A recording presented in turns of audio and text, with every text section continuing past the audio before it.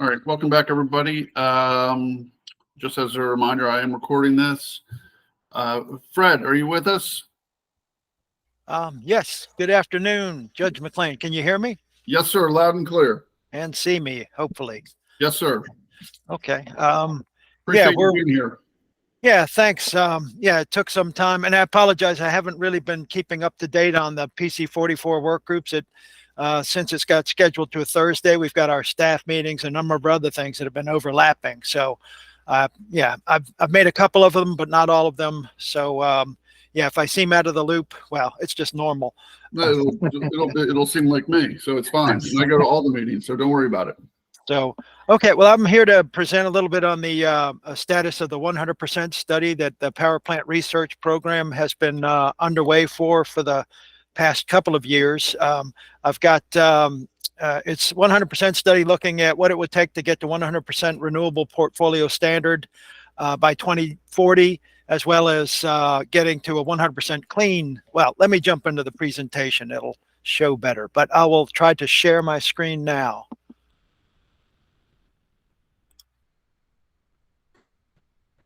Can you all see that? Yes, sir. Okay, let me go to presentation. Is that in presentation mode now? Yep, looks good. Okay. As again, I'm Fred Kelly with Power Plant Research Program, Deputy Director, and also with me on the call is Kevin Porter of Exeter Associates. He's the technical lead for the 100% study. And I think also he's invited Matt Hoyt from Exeter as well. I saw him on here as well. So this is, okay.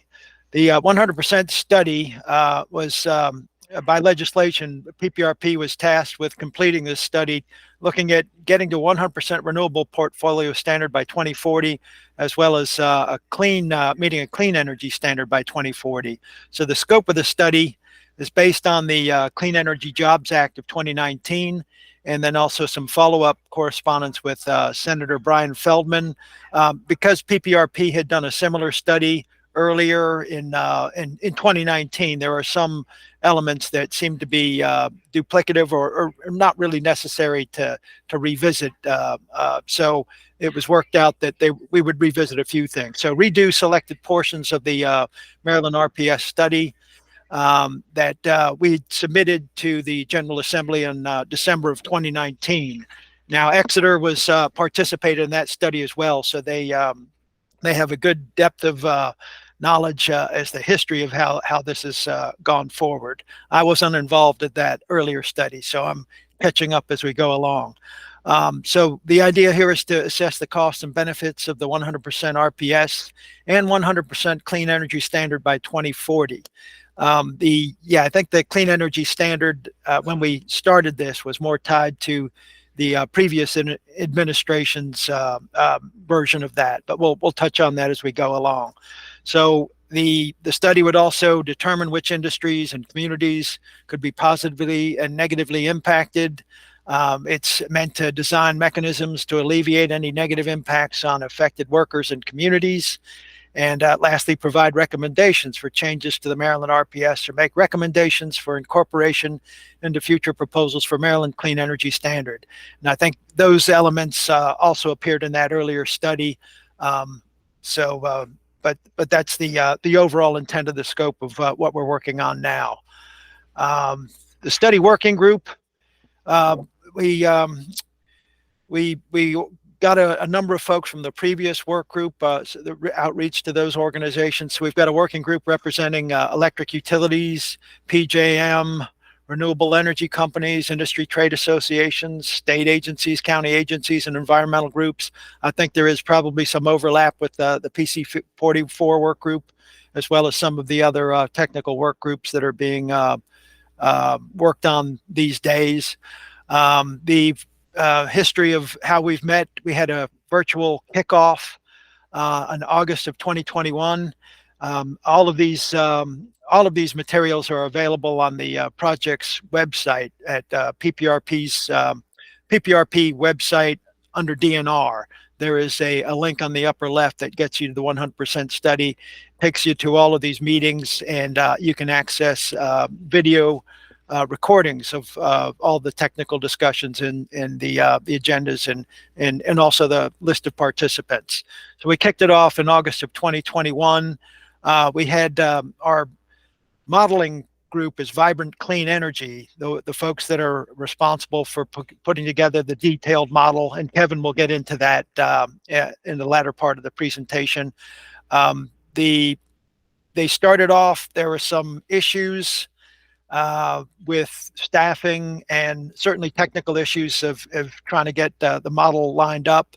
There was enough time that passed that there were a number of things that had changed legislatively and other aspects of the model. So we had a February 2022 technical follow-up meeting to lay out a few more assumptions and get some feedback from the work group and proceed with ultimately getting the initial runs, the initial model runs that we were able to complete. So those were presented in May of 2023.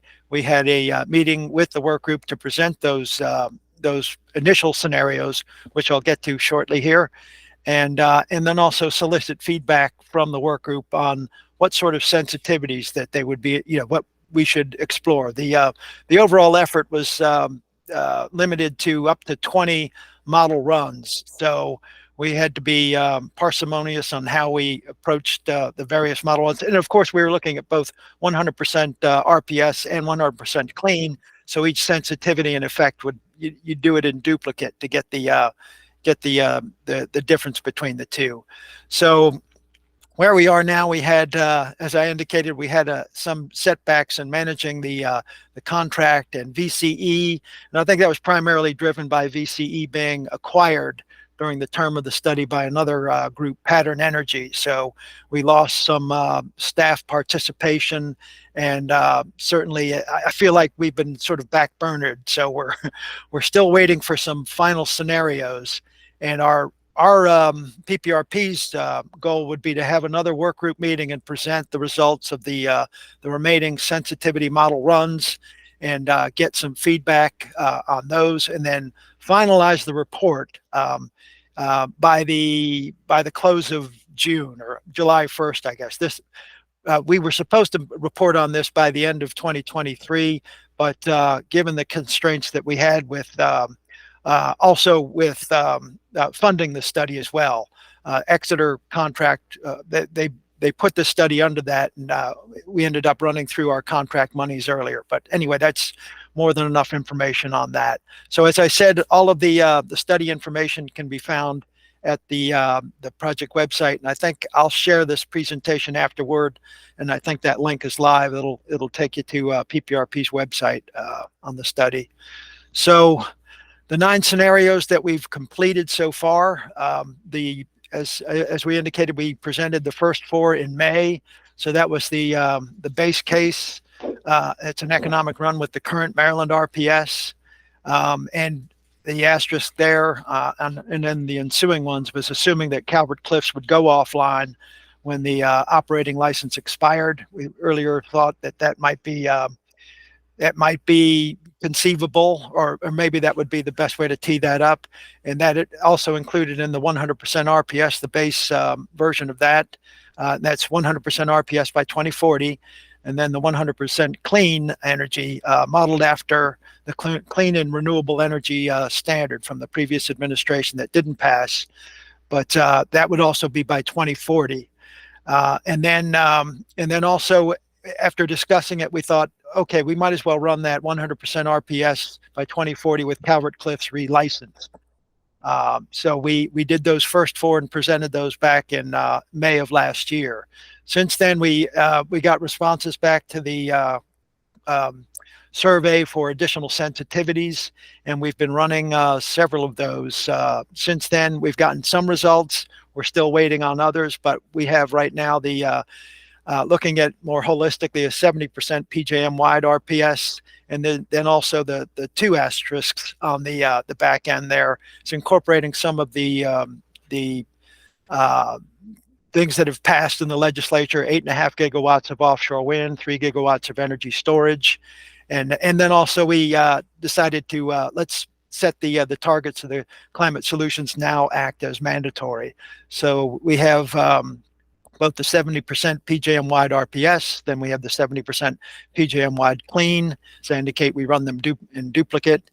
And then we have a 100% modified clean in state. I think that was emphasizing getting renewables within state rather than allowing for out of state. Trying to emphasize that. Then the 100% RPS. Oh, sorry, that was that's clean in state, and then we have 100% maximizing in state generation. That's what I was indicating, and then also the 100% RPS with RECs. So that's and with those additional legislative add-ons there at the end. We did burn up one scenario as these model runs take about a day to run, and so they consume quite a lot of bandwidth, I guess, on the technical side. So we did lose one for technical corrections. And we're at this point we're just hoping to get the next iteration in get to an endpoint so that we can report out on this project. So we have ostensibly up to 10 more model runs. What we're working on now is impacts of greater electrification. We've got a couple of runs on that, I think, that are pending. And then also, given the current idea to move the 100% target from 2040 to 2035, we would run those two as well. And then, so that was that's the background of what we've accomplished so far, and a hint as to where we're trying to get to. And with that, I will turn it over to Kevin Porter to talk about the more of the detailed technical aspects of VCE's model, and then also provide some of the preliminary results. Go ahead, Kevin. Great, thanks, Fred. Can you hear me okay? I can hear you. Great. All right. So, as Fred mentioned, VCE was bought. Kevin, you just kind of... Yeah, you froze. You froze. Place. Oh, I'm going to turn off my camera. Yeah, that might work. Yeah. All right. Hopefully that works. So as Fred mentioned earlier, Vibrant Clean Energy was purchased by Pattern Energy. We contracted with Vibrant Clean Energy shortly before that purchase took place. The model is both a capacity expansion and a production cost model. And it has extensive amounts of renewable resource data, which is what attracted us to using their model in the first place. I won't go through all the details of what the model can do or what's in the model. We can provide this for reference later. Can we go to the next slide, Fred? So we were asked to talk about distributed generation in the VCE model. The model includes rooftop solar and community solar, as well as, of course, utility scale solar. It does have geothermal heat pumps, and it breaks down energy storage into distributed and utility scale storage. Can you go to the next slide, please? So VCE defines utility scale as 69 kilovolts and above. The model does co-optimize both the utility grid and the distribution grid. But basically, it's sort of a, if you will, you can see in the illustration, they're kind of two different worlds with connecting lines in between them. And so those connecting lines are an interface, or what they call a grid edge. So one can go one way from distribution to utility scale, and one can go from the other way in the other direction. The model can assign cost and make various calculations, but it's done in an aggregated way, not in a disaggregated way. Can we go to the next slide? So Fred provided some details on this. These are some high-level findings that we presented last May. And as Fred mentioned, we've been doing this for a little while. So so some important assumptions that are going to drive these results. We assumed Pennsylvania and Virginia were going to be in RGGI, the Regional Greenhouse Gas Initiative. At the time we made that assumption, it looks like that was going to happen. But as I think people know, Pennsylvania is still considering whether to even join RGGI or not. Virginia did join RGGI, but the governor is working on pulling them out. Important assumption here that we assume both states are in RGGI. We assume the targets in the Climate Solutions Now Act are not mandatory, that they are voluntary. In later scenarios that we're going to be presenting down the road, we assumed those targets are mandatory, but for these 4, we did not. So just some quick high-level findings. I think one of the more interesting findings is that there really wasn't a lot of difference between a business as usual and 100% RPS scenario. There was a lot of overlap in terms of the capacity and then generation that was added between both. And then the coal plants largely go offline by 2030. And once nuclear plants are retired or Calvert Cliffs is retired, a lot of natural gas is added. If we keep Calvert Cliffs online, then as we did in the Calvert Cliffs scenario, it does decrease the natural gas capacity added in Maryland by a small amount, but it has a larger effect outside of Maryland and PJM. So we kind of conclude that towards the latter half, of this forecast period, past 2035, we're going to be seeing a need for a clean, firm capacity if we do not want to see a lot of natural gas being added, especially if Calvert Cliffs is retired. And this mirrors some other studies that have been done, particularly by Jesse Jenkins of Princeton University. Can we go to the next slide? So because of the additions of natural gas, particularly towards the second half of the forecast period, you'll see that the percentage change in air emissions from 2020 to 2040, it goes down from 2020 levels to 2030, and then depending on which pollutant you're looking at, it starts going back up. And methane in particular really goes up quite a bit. Can we go to the next slide, please? Yeah, so that gets us, this is our last slide. So unless there are any questions related to the foregoing, but what we're hoping to do is get the final rounds, I would say the final rounds of the scenarios by the end of the month. And then we would try to package that up, have one more virtual work group with the 100% work group, and then present all that, get some feedback, and then expeditiously get this report together and report out by the end of June or early July. That's where we're at. I wish we were further along, but anyway, we're happy to take any questions. All right. Thanks, Fred. Thanks, Kevin. All right. Any questions?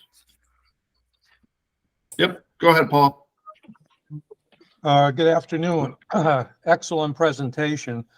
I guess my question is, do any of these scenarios align with the PSC electrification study report that was completed in December of last year? Yeah, we have. Oh, go ahead, Kevin. We have an electrification. No, we're teeing up. I mean, we're pursuing an electrification sensitivity for both 100% RPS and clean. But it was well. Go ahead, Kevin. Share what. I don't think it entirely maps to the electrification report that was completed. I think, but that was through John Borkowski's group. That's correct. Okay, go ahead, Kevin. Right. So we are doing 100% RPS and 100% clean. With high electrification, We unfortunately were a little too far along to use the electrification data that the Brattle group put together, but we did a comparison of what we're using and what Brattle is using, and they're pretty close.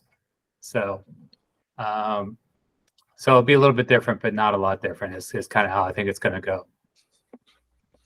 Okay, one of the results from your study is an increase in natural gas emissions because of additional generators basically on the PJM transmission system. Was there any discussion of potentially mitigating that on the part of PJM since they were part of these discussions? What do you mean by mitigating that? That is in terms of increased DERs on their system itself, rather than that just being relegated to a large extent on individual utilities distribution systems. I believe that FERC 2222 is part of that discussion. Right. So I can say with the newer scenarios that we're working with, once we removed the assumption that Pennsylvania and Virginia are in RGGI, the new gas basically went away from Maryland. Now it went to other states, so it didn't really get displaced, if you will. We didn't, we got feedback from PJM, but we didn't work to say, like, as you were saying, to have a proactive distributed energy resource future, if I may put words in your mouth. That's what I think you're sort of saying. Yeah, that's basically the direction that I was going in. And also the considerations of both short and long-term planning that PJM appears to have some real problems with, namely because of the impact that Brandon Shores will have on Maryland. Yeah. Yeah, and all that stuff is relatively new. So I guess we haven't done any special, acknowledgement of that in the model. Certainly of the more recent transmission line build out with respect to Brandon Shores, but yeah, I think the key thing is that, when we saw the natural gas numbers, we kind of didn't believe that ourselves. And then, as Kevin indicated, the later adjustment to the RGGI kind of, in a sense, resolved that. But I guess the model is just telling us, given the, the current economics of, how to build out these things and transmission, it solves, Kevin, correct me if I'm wrong, it solves for each year individually. And it, at that time and place based on, what legislative requirements are in place, what's set to retire, it'll give you the best economic outlook based on those parameters. Yeah, I'm kind of surprised that your model is saying that natural gas plants would be the preferred choice over time, when DERs right now are already cheaper than gas plants. So I'm kind of, I don't know what's in your model, but that's kind of what the data is showing already. I think the problem is that, and maybe, maybe it is a model composition issue, but towards the latter half of our forecast period, we see a lot of, especially on the nuclear plant side, we see a lot of retirements unless we keep those plants online. And there's a lot of megawatt hours to make up for that. So, I think that's, and gas for better or worse is kind of the default choice. We're unfortunately seeing this and I'm editorializing here because this is not a future I personally want to see. But we're seeing this in other areas of the country too, where companies are adding gas capacity because they're seeing or perceiving a load short or a demand increase. And so that's why I sort of said, one of our conclusions I think is going to be is that if we don't want this scenario or this future of adding a lot more natural gas, we're going to have to find clean, firm resources to make up that gap. Yeah, I realize that for base load, you want to make sure that you have that available. But already, as I said, DERs are cheaper. Storage costs have come down significantly, actually. Mm-hmm. So, I'm kind of making these comments based on my participation in the electrification study and, what I saw going on over time. Particularly in view of our Commissioner Sussman's comments when we had a technical session in January that there should be more work with PJM so that our planning is aligned on both ends rather than working at cross purposes, because once you put these gas generators in, they're in for 30 years based on rate recapture. So anyway, I really appreciate the presentation and your conclusions. I think the gas issue is a real big one, and maybe from our planning standpoint, gas needs to be brought into the picture. Thank you. I appreciate the questions. All right, thanks, Paul. Eli. Yeah, thanks for this presentation. I'm trying to just get a better understanding of one of these key takeaways on the slide, which states that not a lot of difference in capacity and generation in Maryland between the business as usual case and the 100% RPS case. Can you all kind of maybe clarify what that means in practice and how we should be interpreting that key takeaway? Just maybe with more detail, what exactly is that key takeaway saying? To me, it says because of the Inflation Reduction Act and some of the cost reductions we've seen over time with renewables and storage and what have you, that the 100% RPS is the new business as usual. That's really kind of what it's saying. And I have to tell you, I was pretty shocked by that finding. And so what that's effectively saying is essentially that with no new additive policy or mandates, just given expected cost increases, given IRA implications, et cetera, over time, Maryland is effectively on track to achieve 100% RPS goals without kind of changing course from where things are headed today. Is that a fair characterization? I'm going to put a different spin on it, and perhaps Fred will fire me afterwards. But in my view, this shows a number of states are enacting a 100% requirement of some type, and I think this finding that we had shows the reason why, that it just makes sense to do so. So whether it will happen on its own, I hesitate to go that far. But we sort of went into this thinking there'd be a cost delta, right? I mean, a big difference, I would say, between the business as usual and the 100% RPS, and there just simply wasn't. Okay. Thank you. All right, Al. Yeah, thank you for the presentation and for the two very important questions. I just wanted to flag the notion that what we just talked about in terms of the impact of IRA and I guess IIJA monies on the trajectory that our energy sector will follow becomes important when we get to box 8 of the JADE framework, where we're talking about cost and how cost factors into the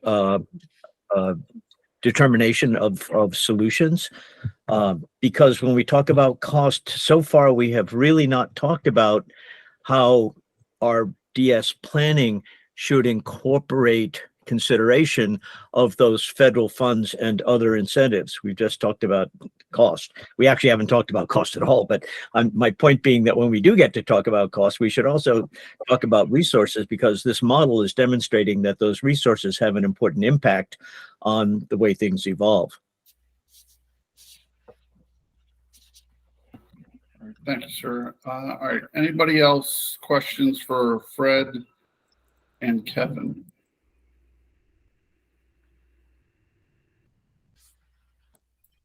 All right, gentlemen, thank you very much for being here. I appreciate it. Fred, I appreciate you being patient with my repeated emails asking you to come on and give a dog and pony show. But I know everybody appreciated that. And it was a interesting and eye-opening presentation. So appreciate it. Yeah, thank you. And yeah, for more information, I'll share the presentation with you after this. And but you can always go over to PPRP's website and track what happened in the past. And hopefully we'll get another work group meeting here in a month or two. Well, yeah, hope we're sooner than later. But anyway, thanks again. Appreciate it. Thank you, sir. Take care. All right. And with that, Brett, I see you're here a couple minutes early, so appreciate you and your folks being here. And without any further ado, I'll turn the floor over to you. Great. Yeah. Thank you so much, Chuck. And I see there's quite a few people who kind of have some crossover in the UBCA groups and other work groups. So it's good to see everyone on this call. For those that don't know, my name is Brett Sproul, and I'm a technical advisor for the commission here. And recently I've been assisting with the facilitation of the Unified Benefit Cost Analysis Work Group. And I'll go ahead and start to give a general background of that. And I'm joined here as well by my colleagues and the consultants that are leading the work group, Carl Robigo and Julie Michaels. And Chuck, if it's okay with you, we are planning on kind of giving a brief overview, a short presentation, and then kind of turning it over to questions, if that works for you. That's fantastic. Great. So for those that don't know, the UBCA, or Unified Benefit Cost Analysis Work Group, started as a result of a commission order back in May of 2022. And this was Commission Order 90212. And in this order, it specifically established that the state would develop a common framework for the assessment of cost effectiveness for all DERs across the state. And with this, the order also established kind of seeking out a work group to help develop this framework based on the principles of the National Standard Practice Manual, the NSPM manual for benefit cost analysis of DER. So with that order, it kind of established this work group that we've set up and has been ongoing this past year. We have had great participation from all of the participants, utilities, advocate groups, other state agencies, and it has been very successful. So with that, I'll go throw it over to Carl and Julie if they have anything to add right off the bat. And if nothing else, Julie, if it's okay, I can share my my screen to show the slideshow presentation if that works. Yeah, I made a slight change with one that I'm not using anymore. We could just blip over it and we could share a clean one. Julie, do you want to tell them a little bit about the project team, just because you're the person in charge of our side of it? Sure. Good afternoon, everybody. I think what I'll start off by doing, Brett, is if you can pull up the slide deck, I think it's helpful. We included a couple slides to just show you the meetings we've had to date with the UBCA work group, and to give you a flavor of the types of topics that we've addressed. And essentially, the format of the meetings that we've had, they do follow the NSPM multi-step process, if you will. It really is a process that helps the state identify, to go through an effort to identify applicable state policies, goals, and objectives as to what's driving the reasons for investing in the range of DERs that are under consideration, which is essentially the full range of DERs, including efficiency and demand response, distributed storage, generation, and electrification, both transportation and building electrification. And so we've gone through the process with the work group where we have presented these steps. We've identified and put before them the policies. We've had discussions about what do those policies and regulatory decisions say about the goals and objectives. And then we've gotten extensive feedback from the work group in terms of what then should be accounted for in a unified BCA to reflect and ensure that those impacts and values are considered in decision making so that the state can help meet those goals and objectives. Hey, Julie, let me cut in Yeah. here real quick because I was smiling a little bit because we talked about trying to get a blog out on this. So one of the issues that comes up a lot is how critical it is to appreciate the difference between the NSPM framework and the BCA test, which ultimately is developed. So this chronology, this history, is that we use the guidance from the NSPM as the framework for how to go about developing a benefit cost analysis test. And it has, as Julie said, there are principles, there are standard steps that we found. These are all best practices about the process of getting to a jurisdictional benefit cost assessment test.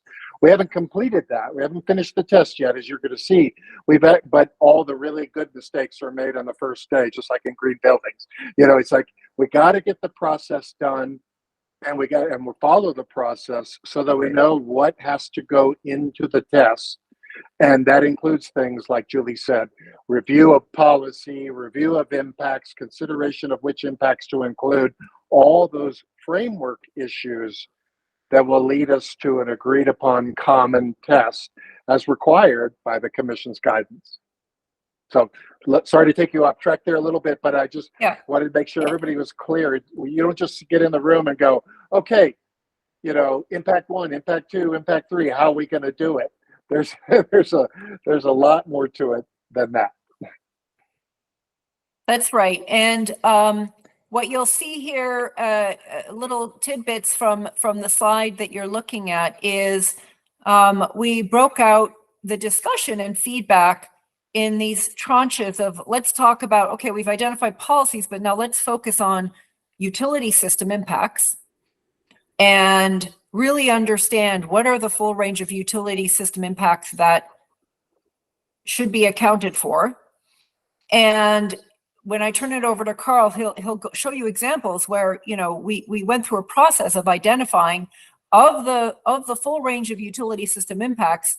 How do those, to what extent are they relevant to different DER types, right? So we're looking at this full range of DER types. So we went through an exercise with the group regarding those utility system impacts. And then we turned to addressing non-utility system impacts, including host customer or participant impacts, as well as broader, more societal type impacts. And on the next slide, Brett, just to continue to show everyone where we are now at, we just finished meeting number 6. Oh, well, then we developed a straw proposal after meeting number 4. And we got feedback from the work group and had discussion about it in the December meeting, meeting number 5. And we're now, what I would say, refining. Okay, we got feedback from the group. We had a really good discussion at the last meeting at the end of January.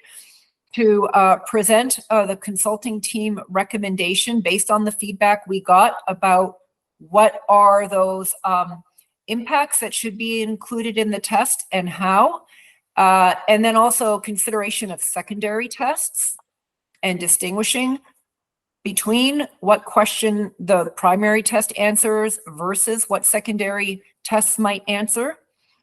And then leading up to mapping out what are other topics we still want to discuss at the next two meetings, number 7 and 8. We have one coming up on February 29th.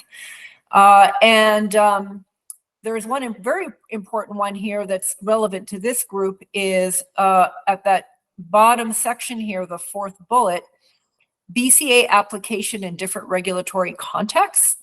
We're going to be speaking about that a little bit with you here today, because that's where it requires really stepping back and thinking about when you're identifying a unified BCA and the different value streams to account for, how does that actually work in the different regulatory contexts, whether you're looking at a program review and whether to invest in a program, whether you're looking at a proposed pricing mechanism or procurement language and specifics in solicitations for, let's say, non-wire solutions and distribution system planning. You know, how does this all fit together? And we'll be touching on that today, so you have a sense of kind of the bigger picture of how we plan to all bring this together ultimately in a recommendation to the commission. We are recommending one. We did see some questions that came to us from your group regarding how you actually quantify some of the values that we'll touch on today. We are recommending a phase 2 process. We had some initial discussion with the UBCA group last month. I expect it'll come up at the next meeting as well. We're focused on, let's identify the framework and the unified test to use. How you actually quantify every different impact and the methodology to use. And, you know, whether you're doing primary research, proxy, or whatnot, that is a separate kind of phase 2 aspect of this work. And we don't have the time to delve into that for this first part of developing the test, but we're proposing that we tackle that next. And the National Energy Screening Project, which is home to the NSPM, developed last year a document on methods, tools, resources for quantifying impacts. And it's quite the technical document library on methodologies, and we would use that document to help provide guidance on methods. Yeah, I'll just interject just with a little bit of a geeky example, but citing back to some things that Maryland's already done. Let's take, for example, if you wanted to assess the impact of distribution system cost savings or incremental costs associated with, let's say, a program to install distributed storage. We can look back and you can see that there's these methodology differences. One example that came from the value of solar study is that you might just accumulate the spending in a particular area, or you might identify the feeders that are close to needing infrastructure spending and the amount of money that might be spent. When we did this in New York, one utility proposed a probabilistic methodology for calculating the likelihood of new distribution spending per kilowatt of new distributed generation. So there's a lot of potential debate in there. Some jurisdictions decide to just say, we want your assessment and you tell us how you did it, and then we can have a discussion about it. Some jurisdictions want to say, nope, we're all going to use the probabilistic method or the average of historical costs method or whatever, and set that out as the default. That's a question that Maryland still has to decide, right? And while there are generally pretty accepted methods for a lot of the impacts, you can imagine that there's fertile ground for discussion around the different impacts that might impact, the different methods for other impacts. So just to give you a sense of why that phase two, for all the talk about a BCA, we don't have the recipe for how to calculate the impact for every impact that Maryland might decide to evaluate. That's the phase two element. Okay, so moving along, for those who are not all that familiar, these present the National Standard Practice Manual BCA principles. And generally, I don't think we're going to get into detail on these today. The important thing that you need to know is that these were foundational. They're basic, economically sound principles that has helped us with the work group to guide as we discuss what's in, what isn't in, making sure that, as we consider what the test should entail, that we're looking back at some of these core principles. Not all of them necessarily apply to developing the test. Some of them are actually relevant to the implementation of the test. But I would say that the first 4 of them, as well as the last one, we've had some discussion around, ensuring that BCA is separate from a rate impact analysis. Both important, both provide important, helpful information, but that they should be separate. So we've used these as guiding principles. And let me inject one more thing before I turn it over to Carl, is that part of the order, the commission order that set up this work group, also made very clear that, we should be looking at the work done to date to develop cost tests, BCA tests, both for energy efficiency, the Empower programs, and the EV PC44 work group that developed an EV jurisdiction-specific test, that both those processes actually did use the NSPM. And then there's the storage report that was developed a year or more back that set forth certain metrics. And so we did, in all of this, we looked at those documents and discussions, and our intent is, ultimately to just create consistency across the different DERs and bring those in alignment and use these principles to help ensure that alignment. Yeah, I think I'll use this as a transition point here. The key thing about our principles is it's trying to facilitate good analysis and decision making and sort of move off the from sort of subjective concerns to an objective difference. You may not, like the number, but this benefit is big, or this cost is small, or whatever. But at least we're going to look at them in a way that everybody understands how it's done. The methods are transparent, the data is transparent, and we've considered everything as objectively as possible and consistent with policy.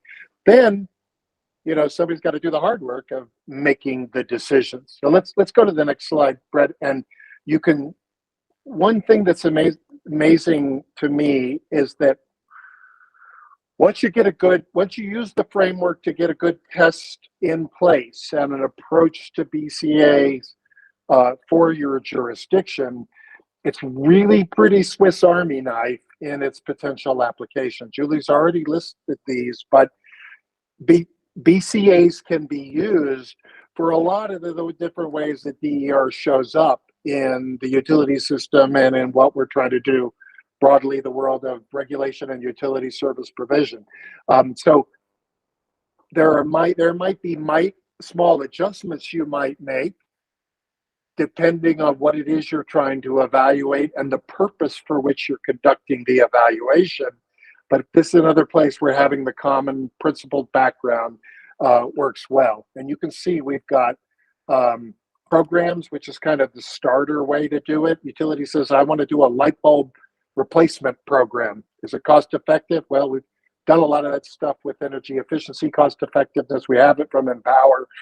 That's pretty much bread and butter for cost effectiveness tests since where California started things 40 years ago. Similar to a program as a procurement, Then similar to that is pricing, because you add in the question of, well, do I want to provide any subsidy, or am I creating any subsidy that where this program, this measure costs more than it's worth, and how that's reflected in the way the rate is designed for who gets what, who gets paid, and who pays what. Flag here, one of our principles is a rate impact analysis. The distribution of costs and benefits among customers is a separate analysis than the straight up objective economic cost effectiveness. And that bedevils us every single time, because we want to know who pays and who gets every time we think of utility regulation. But strictly speaking, BCA is indifferent to that. It just wants to know, is it a good idea? Then we sort out who gets the benefits or the costs. The planning thing of interest to you, obviously, optimizing DERs or doing IDP or any other acronym DSPs that you might have. But it also works for other plans, like trying to figure out what the statewide agenda could be for greenhouse gas reductions and prioritizing programs, if you choose that cost effectiveness is one of them. And by the way, doing cost effectiveness as a screen on programs and planning is something that can be laid up alongside of other screens that you may have as suggested by policy, like environmental justice screening, right? Or economic development screening, or other specific policy objectives that may not get directly included in that broad benefit cost assessment, right? But may be an issue of focus and concern to any or all of the stakeholders in the process. So planning leads to spending. So infrastructure investments can be evaluated with BCAs. And then after the money is spent, the commission can use BCAs to decide whether or not, the spending of the action was prudent in light of the available alternatives. Remember that BCAs often reduce themselves to some kind of evaluation metric. The most common one is whether it's below or above 1.0, the ratio of benefits to cost. If that ratio is greater than 1, the program, measure, plan, whatever, is cost effective. If it is below 1, it is not cost effective. That doesn't tell you anything about whether the commission, utility, or customer wants to do it, except for kind of where they start. After that can come some intentional decisions about, gee, I'm going to forego a cost-effective option because it's not cost-effective enough, or I have something that's more cost-effective. Or I'm going to invest in an option that's 0.98, even though it's technically not cost-effective, because I really did look at those, maybe in a secondary test or that parallel analysis, those other benefits that come along with it. So Swiss Army knife, but not a solution to every question you might imagine asking. Go to the next one, and this is on the next slide, Brett. This is just this skipped one. Hey, Carl. Here. Yep, go ahead, Carl, Julie. Julie, I just want to go back to the previous slide for everyone's benefit, because I think something important for everyone to know is thanks, Brett. we actually met with the storage work group just a few weeks back. And as I mentioned, one of the things, this whole table here and this idea of how does a UBCA, a unified BCA, and the value streams that we're identifying, the different impacts that we're identifying for that test, which is coming up shortly, how is that used in these different contexts? And what we haven't gotten to yet is the discussion around those different regulatory contexts. In the case of the storage working group, something that they're working on is looking at 3 different mechanisms, and it's programs, it's incentive programs, it's procurement. I'm spacing right now on what the third one is. It'll come to me in a minute. But then there's also 3 markets that they're looking at, and they're asking questions about, help us understand how a UBCA will apply if we're looking at these different contexts and applications. So there are these different use cases in a way. And we are taking this table. We're starting to work on this. The consulting team, it's something that has come up in other states we've been working in as well. We're starting to flesh this out further to give some further examples of when you're looking at a column of BCA related impacts for programs, how does that compare to the equivalent of, the value streams you would look at in a procurement bid or in a pricing mechanism, and oftentimes the alignment of those value streams, there's different terminology used, and we're going to try to flesh that out to better connect and intersect what it means to have consistency in those value streams and in the underlying methodologies as you're using these in your own, in the various respective analyses that are being done, whether it's different DER types or whether it's in different regulatory contexts. So I just wanted to be sure everybody understood that our intent is, and we will be happy to share that back with your work group at the appropriate juncture when we've further fleshed out this table and we present it to the UBCA work group, and we'll be sure to coordinate with Brett and Judge McLean and others on how best to bring more information to you all so that everybody's learning at the same time and it all makes sense. Sorry, I just wanted to be sure. Okay.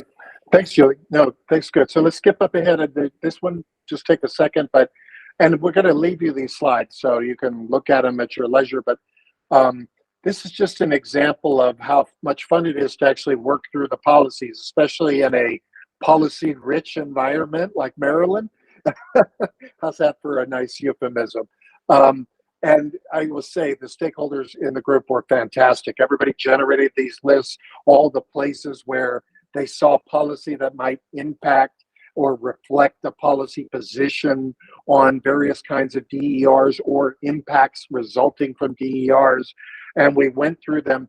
The big takeaway for me is that as Maryland has moved toward these kind of omnibus, sort of climate change, climate transition and thing type approaches, you do get a lot of one-stop shopping by looking at the big bill. Climate Solutions Now Act, boom, the legislature has done a good job putting all the kitchen sink into a bill, and we can see what the current policy priorities are.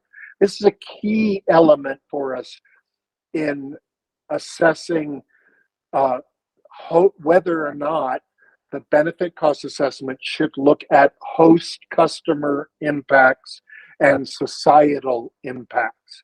I should tell you right from the start, and I'll show you in a second with a quick run through, that the NSPM framework as a default says all utility system impacts should be evaluated when we're talking about utility regulation, because there's a utility there, and those costs end up showing up to someone, or the benefits show up to someone, and so we start with that. But there is a question with variable responses based largely on policy, whether we're focused on impacts to host customers, the people who screw in the light bulbs, if you will, or on society in general, the people who aren't direct participants in, say, the energy efficiency measure or the DG installation. And that's where policy helps us a lot. And it's what makes the resulting BCA test jurisdictionally specific. All right, go to the next slide, and I'll give you a flavor for all of these. And this is the electric utility system impacts. And one of the things we did was to start by breaking it out by general DER categories. Our letters are efficiency, demand response, generation storage, electric vehicles, and building electrification. And then we asked whether in the test the jurisdictional test, whether we thought these were applicable, or maybe they're likely to be so small they're not material, or in no case, but in, potentially have no applicability to that DER whatsoever. As you can see here, pretty much everything was understood to be applicable from our value stack list of impacts, but some are just not likely to be big enough to move the needle on the benefit cost test. And so we initially label them as non-material. One important thing is that in the implementation phase, if anybody thinks, well, yeah, but the way we're doing this, our use case for this program or measure, actually this impact would be material, they are completely open to doing so under the NSPM framework. It's just that we don't start that way if we think it's not likely to be very big. If you go to the next slide, you can see that because we're talking about a dual fuel world, primarily for home heating energy and other energy services, we want to know, how does an electricity program impact the gas utility? So we've got a similar list, slightly different because the differences in the fuel and transmission becomes pipeline and that sort of stuff for gas utility impacts that DERs may have impacts on. We didn't see many impacts from any of the others, but efficiency and demand response done on the electric side, for example, can particularly have impact on gas utility operations because, big peak impactors, big overall energy use impactors. Insulation in the attic reduces both electric use and gas use if you're using gas for heat, right? There's a good example. Okay, and then the next slide gets you to what we call NUSIs, non-utility system impacts, always in search of another acronym that you have to learn if you want to be a member of our super secret society. And this gets you host customer impacts, of which there are many. Show you that in a second. Societal impacts and those other fuels impacts that we looked at in trying to get this frame for the jurisdictional test in Maryland. Go to the next slide. I said there's a lot of host impacts and they get pretty soft in some corners, right? You just, there's things like pride. One of our general guidance is we try to quantify all impacts that are included in the test and monetize them, convert those quantifications into dollars where we can. But sometimes addressing an impact means describing it or putting error bars on a range of estimates or just adding a narrative to it, a rhetorical narrative to it. Nonetheless, since we're trying to make the best possible set of information for the decision maker, our principle is that all relevant impacts decided relevant by the process we've been going through should be addressed. And then you've got ways of how to do that in the methodology. Again, leave this with you later and you can think about whether or not we've done a complete job. So going through all these impacts, next slide, Brett, where is the team now? As of the meeting the other day, the team made a recommendation that the primary uniform benefit cost assessment test for Maryland include all utility system impacts, include all other fuels impacts, and include societal impacts. What you didn't see there on that list is host customer impacts. What we said was that the primary test should be supplemented by a secondary screen, a secondary test, one that would allow us to focus on the uniform or everything in the primary test, plus host customer impacts, especially where policy drives that, or the decision maker wants to look at it, or like in Empower programs where you've got a statutory obligation to think about it, and a secondary test where the utility looks at it from their perspective, their lens of the utility delivering the program. That means you peel off those societal impacts and you just look through the lens of a measure program administrator. This will allow also a distinction between discount rates. Utility has a different discount rate than, say, society does, and lots of other interesting implementation questions. So this is what we're recommending right now, and we need to flesh out with our 7th and 8th meeting as we go forward. And like we said, with a recommended phase 2 that will allow us to get into the idea of, the methodologies. Okay, so now I'm going to pivot real quickly to just some observations about distribution system planning. We've assembled a table here of BCA tests for DERs and distribution planning, costs and benefits. And you can see the big difference here is you've got your different perspectives, just like every other cost benefit test. But we've sort of put, what do you get from the DER BCA, the middle column, versus distribution planning, and how does that change, right? So a DER BCA might focus on customer incentives as something the utility spends, but if you're doing a whole distribution system plan, you want to capture all your capital costs, all your O&M costs. These are the high-level utility scale costs for the distribution plan, as opposed to looking at a particular DER or group of DERs in a program or offering.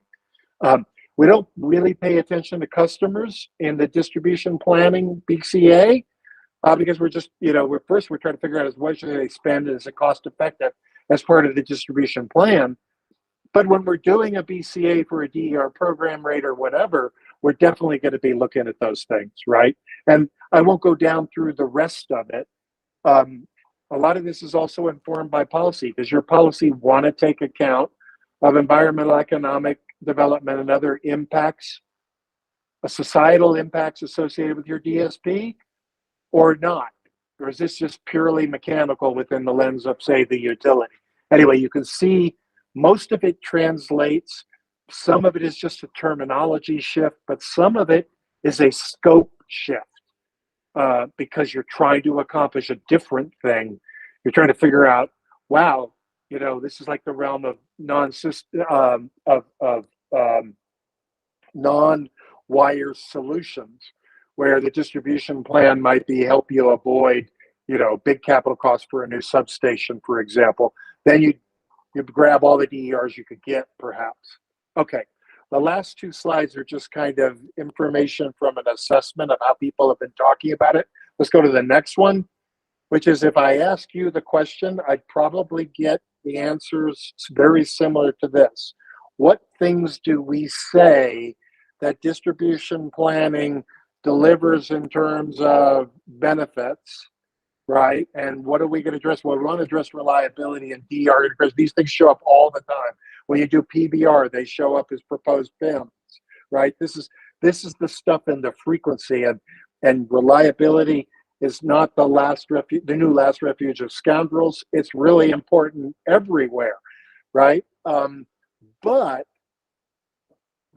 the way, your priority list might vary from this, but this is the average from some surveys. But go to the last slide for the point that's important on this. When we look at the actual plans, we still got a ways to go on monetizing the benefits we say we're doing the plans for. And we don't have to do that at the UBCA group. That's Judge McLean's problem. No, I'm kidding. But that's the big task you guys have taken on with this DSP planning working group. It's taking those aspirational, these are the benefits we want to go for in the previous slide, and mapping that to actual monetized benefits that are accounted for in a plan that allows your decision makers, your commissioners, to decide that this is the best plan that delivers the best bang for the buck. We think we can help. We think that the application of more of the UBCA, that we're developing, that all of us are working on, will help you do this. And it's the reason why, for example, in New York, the BCA chapter was a core component of REV, and every other state that's been doing, transformation has included it. But we still have some work to go on some pretty important benefits. So that's it. I've gone a bit longer than I wanted to. Here's a list of contacts. We're all available. You have Brett's information. You can contact him as well. And I'll just open the floor to as many questions as the judge has time for. Thank you. Yeah, and then no problem going over. This was perfect. All right, there's got to be some questions out there. Well, you guys nailed it. I didn't know Stacy Sherwood was working on this. My sense is that this is one of those things where it sinks in and then you go, yeah. So don't be afraid to use the contact information, okay? What we found from our interaction with the storage group is that fresh perspective of a group focused on a different mission really helped us, as Julie described. It really gave us stuff that we need to work on. I know what's going on in the first phase of the DSP working group. I kind of watched the emails on the second phase. I think the same thing could happen. So please don't be shy. We'll do a better job if you ask us questions or give us ideas. Thank you for your time. Appreciate it. All right. Last chance. Oh, all right. You didn't get away unscathed. All right. Paul and then Al and then Paul. Carl and others, you're basically focusing on supply from everything that I've seen. What's your take on the demand side, which is a very big component of what's going to be done with the grid, and how does that factor into, if it does at all, with the BCA, for example, like virtual power plants? Yeah, Paul, we actually we were raised on energy efficiency, right? This all came up from the California standard practice, and actually E for the Future first did an NSPM for energy efficiency. So it's Julie's a super expert on it, and our impact. Well, just to clarify, what we've actually been focusing on demand side, largely use cases of behind the meter distributed energy resources that include demand side resources, but other distributed resources that we're using that broader definition. Generally, the NSPM has said that many of the concepts and the principles apply to large scale front of the meter supply side resource investments, but really the guidance that we're providing here and in the context of developing the UBCA is for that multi-distributed energy resource application, single or multiple, in the different regulatory contexts that we just reviewed. Is that helpful? Yes, it is. Thank you. Al, you saw a question, sir? Yeah, this is a lot to wrap your mind around on the fly, but I mean, let me try to put a couple of thoughts in order. One, I just wanted to flag actually how important this potentially is to the work that we're trying to do, but also to the whole sector, because I noted on the bottom of one of the slides that Julie did, NSPM's principle number one was that DER should be compared and treated consistently with other utility resources. And this principle applies to all regulatory contexts and mechanisms. So we're talking about everything from rate cases and investment plans and DSP and everything else. This actually has to become this thinking has to become part of the way we assess all of those different aspects of the regulatory process. So I just wanted to flag that. That's a big deal. But Brett's nodding yes, but you might want to comment on that before I go on. But is that the way you guys see it? I mean, that seems to be what it is. this is our aspiration is nothing less than the legendary apples to apples comparison, Mhm. right? I mean, it's just, and it comes down because what we got to do is so expensive and so impactful that we need to get the best bang for our bucks and for what any other cost or inconvenience that's associated with it. So yes, it is hard. A lot of the tools were not built for the idea that there was ever going to be a cost-effective DER anywhere. So we think that this evaluation tool, this benefit cost analysis framework opens that up by saying, you know, sort of objectively, number to number as best we can, this is what you've got. There will be humans in the process, you know, at the end, we recognize that, but this provides a starting point about whether it's worth the effort you're going to put in. Yeah. So that leads, I had two questions, and I'm sorry, they're maybe a little bit ill-defined, but the main one that I have is that one of the major policy goals set, and also in the plans, like the greenhouse gas reduction plan, that Maryland's policy is framed in terms of greenhouse gas reduction. But I didn't see that prominently in any of the tables. I mean, in a couple of places, for example, in generation, it listed environmental compliance. But it seems to me that we're really talking about, and this, I guess, becomes a question, doesn't the social cost of carbon or the social value of carbon averted significantly play into this? And I'm saying that based on, you know, and back in early January, we had this set of presentations at our technical conference. And there was, if you look at slide 26 of the Berkeley Labs presentation, they do a cost benefit analysis. And the biggest benefit is the environmental cost of carbon averted.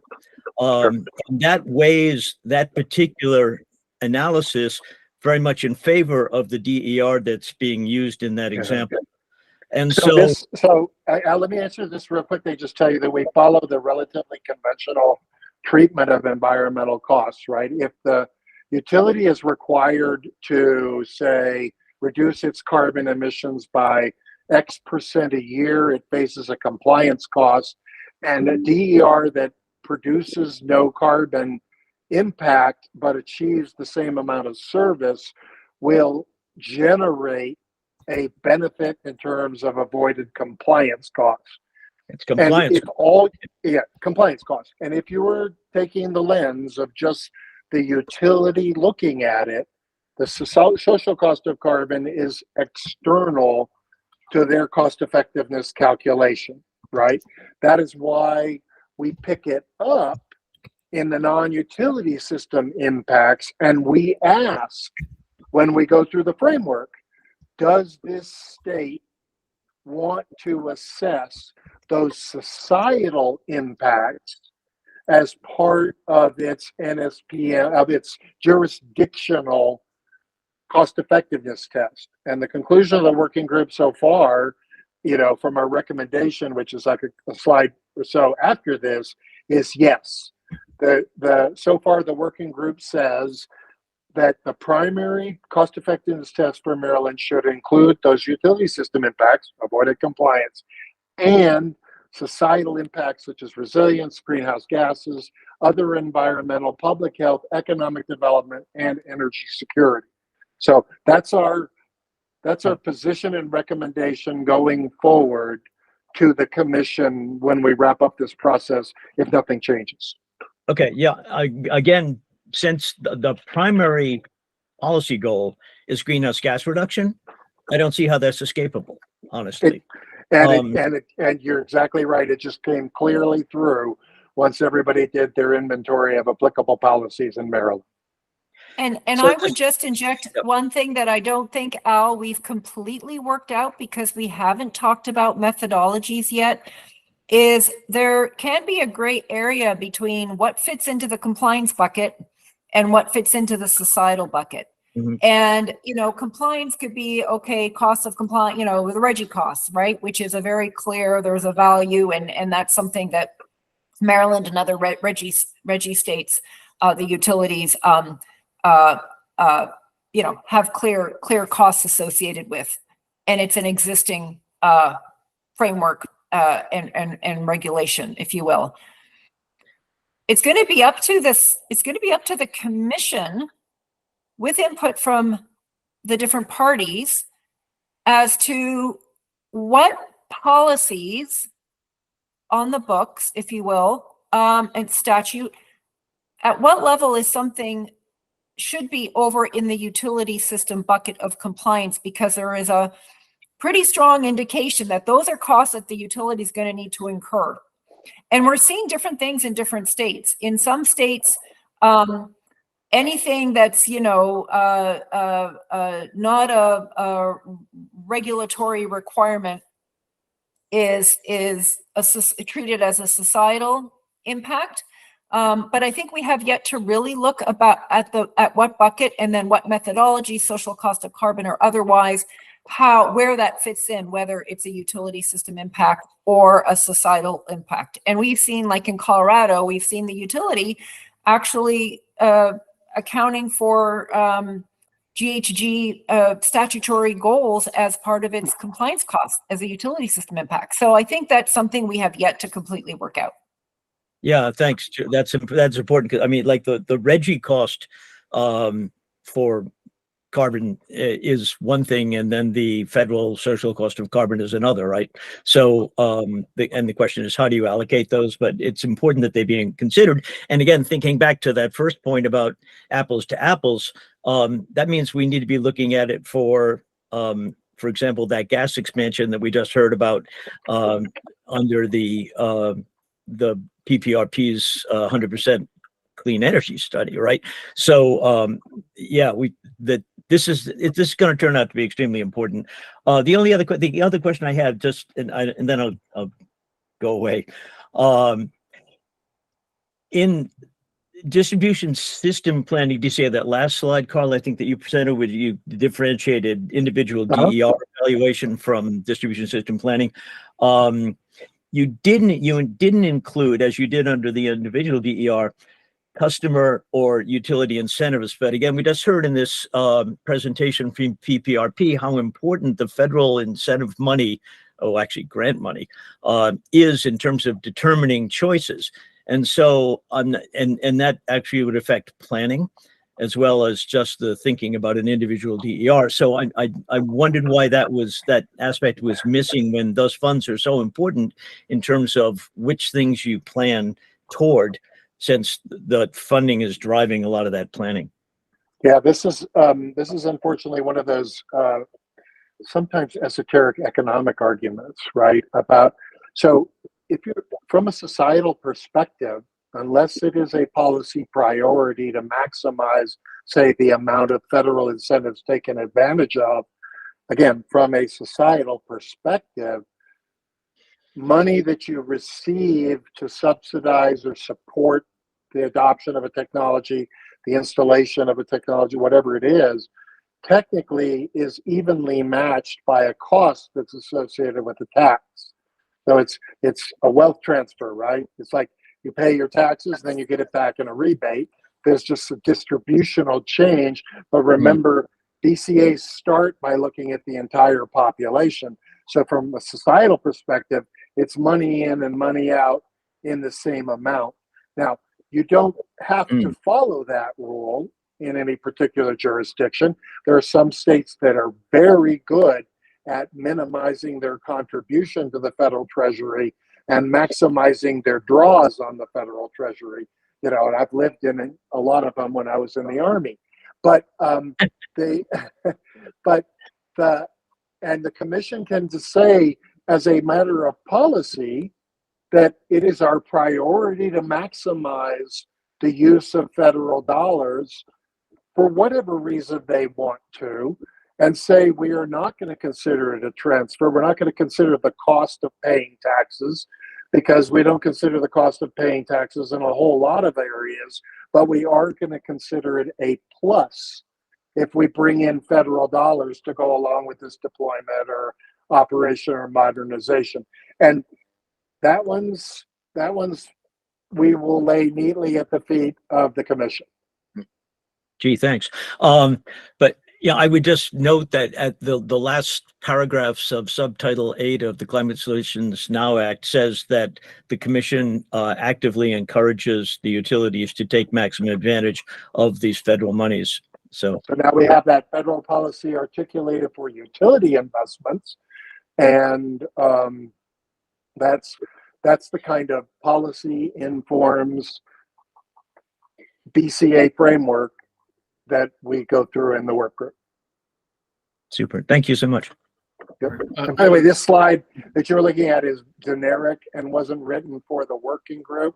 It's so I have to admit there may be some tailoring gaps in it. Okay. What's your timeline to get something to the commission? Do you know off the top of your head? I was just curious.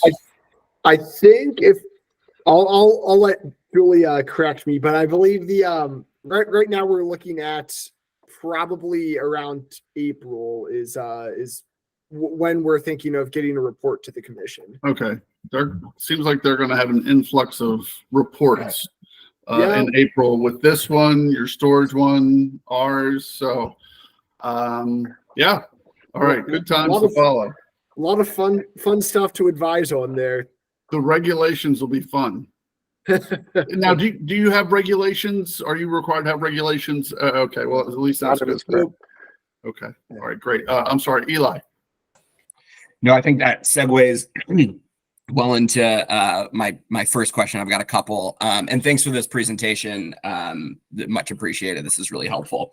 So my first question, I think it kind of goes back to the commission order, and I'm not intimately familiar with. I think you refer it was order 90212 that directed this. Did the order direct kind of how this would be implemented? You had that very helpful slide that kind of delineated programs and then procurement and then planning and kind of and you referred to programs as kind of the starting point. Is the directive just for this to be implemented at the DER program level, or is there any directive for implementation beyond that, or is it a little bit vague and that will kind of be determined following your April report? Our intent, Eli, and again, this is where, well, you should all be aware that Maryland and Michigan are really the first states that we've seen where there's been a commission directive. Washington state also, but there are actually no Washington, D.C. as well. So there's 4 jurisdictions in the country that we're aware of where there's been a clear direction from the commission to develop consistency across DERs in these different regulatory contexts and identifying value, consistency in valuation. And I would say Maryland is the furthest along in us actually developing this UBCA and in really starting to unpack this question of what does it mean and how would this implementation happen?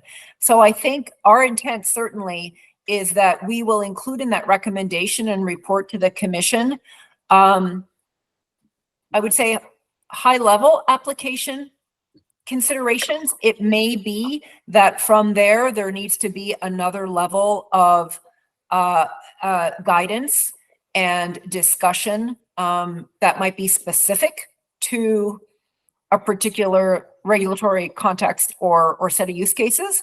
And again, as I mentioned, my hope is that what we develop can help TEDCO and the consulting team working over in the storage group for them to think about how this can apply when they report and they submit their report in October, how they think about benefit cost analysis for the sort of 9 3x3 scenarios that they're working on. Is that helpful? And Eli, I've included this highlighted section of the order that basically is one of the main parts of the order that provides direction on what this work group will be focused on, specifically for the NSPM outline, focusing on DERs and so forth. But this order is available on the commission website if you want to take a further look at it. Great. Thank you both. No, that's really helpful context. It sounds like there's still, to some extent, at least a yet to be determined call on exactly how this is implemented and whether that's just at the programmatic level or whether it's beyond that. But at least that the implementation piece will start to move forward in this April report, it sounds like, or you at least have a recommendation as how to move forward. So that's helpful. Thank you.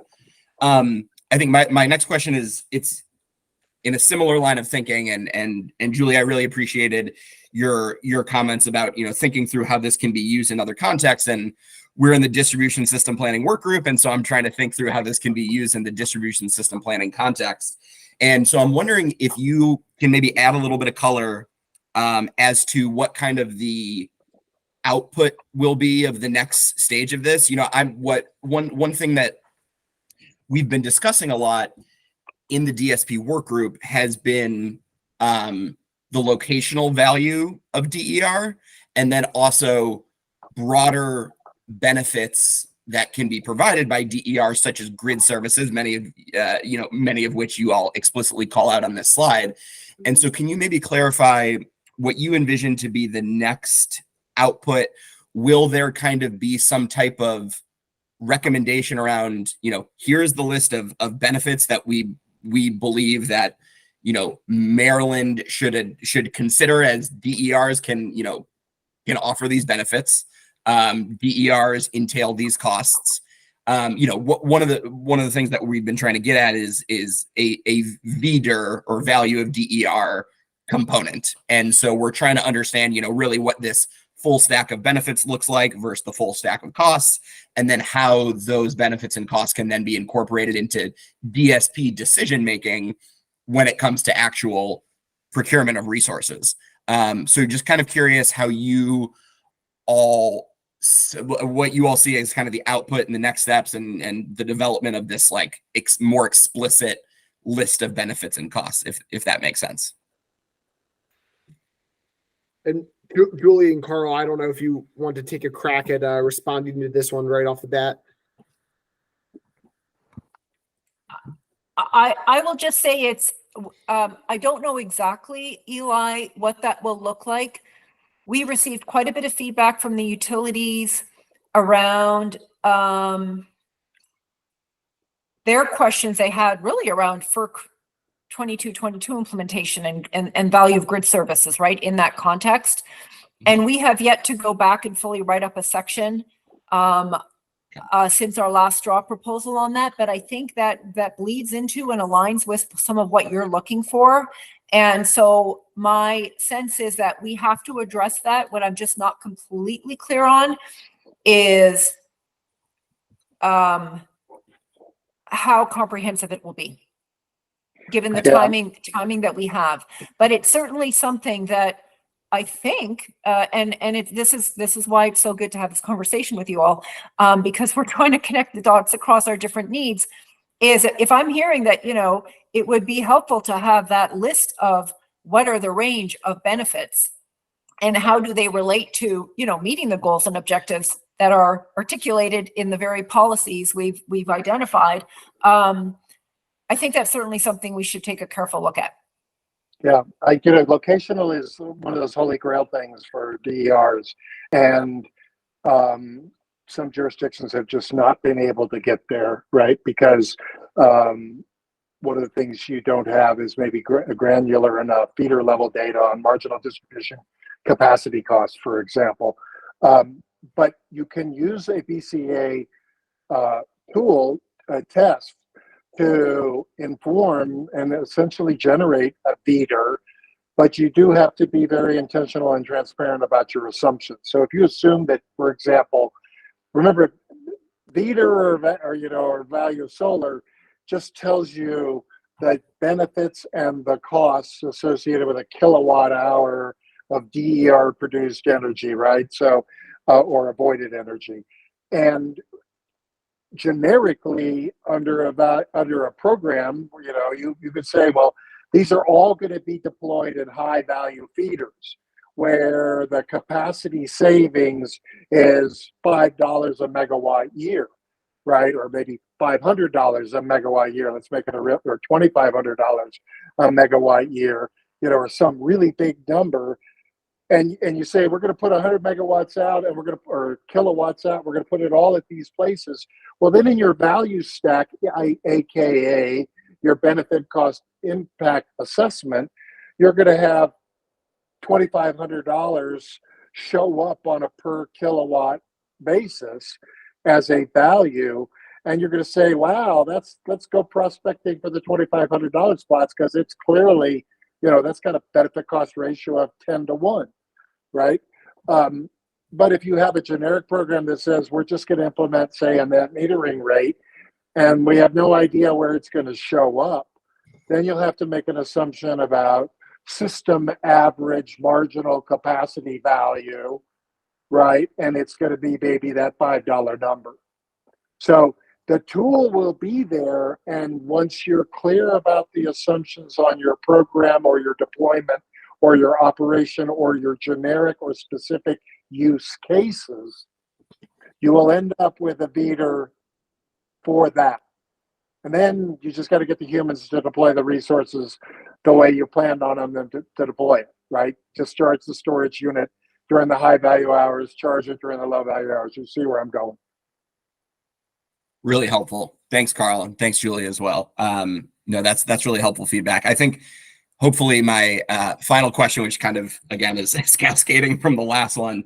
Do you all envision kind of the endpoint of this analysis being that there is a clear, delineation and list of the benefits and costs, and that is kind of the endpoint? Or is the endpoint actually developing the methodology to evaluate those benefits and costs, right? Like you point out that some of these, there are not widespread throughout the US clear methodologies to valuing all of these benefits today. And so I'm curious if that is within the scope of your work, or if that's beyond.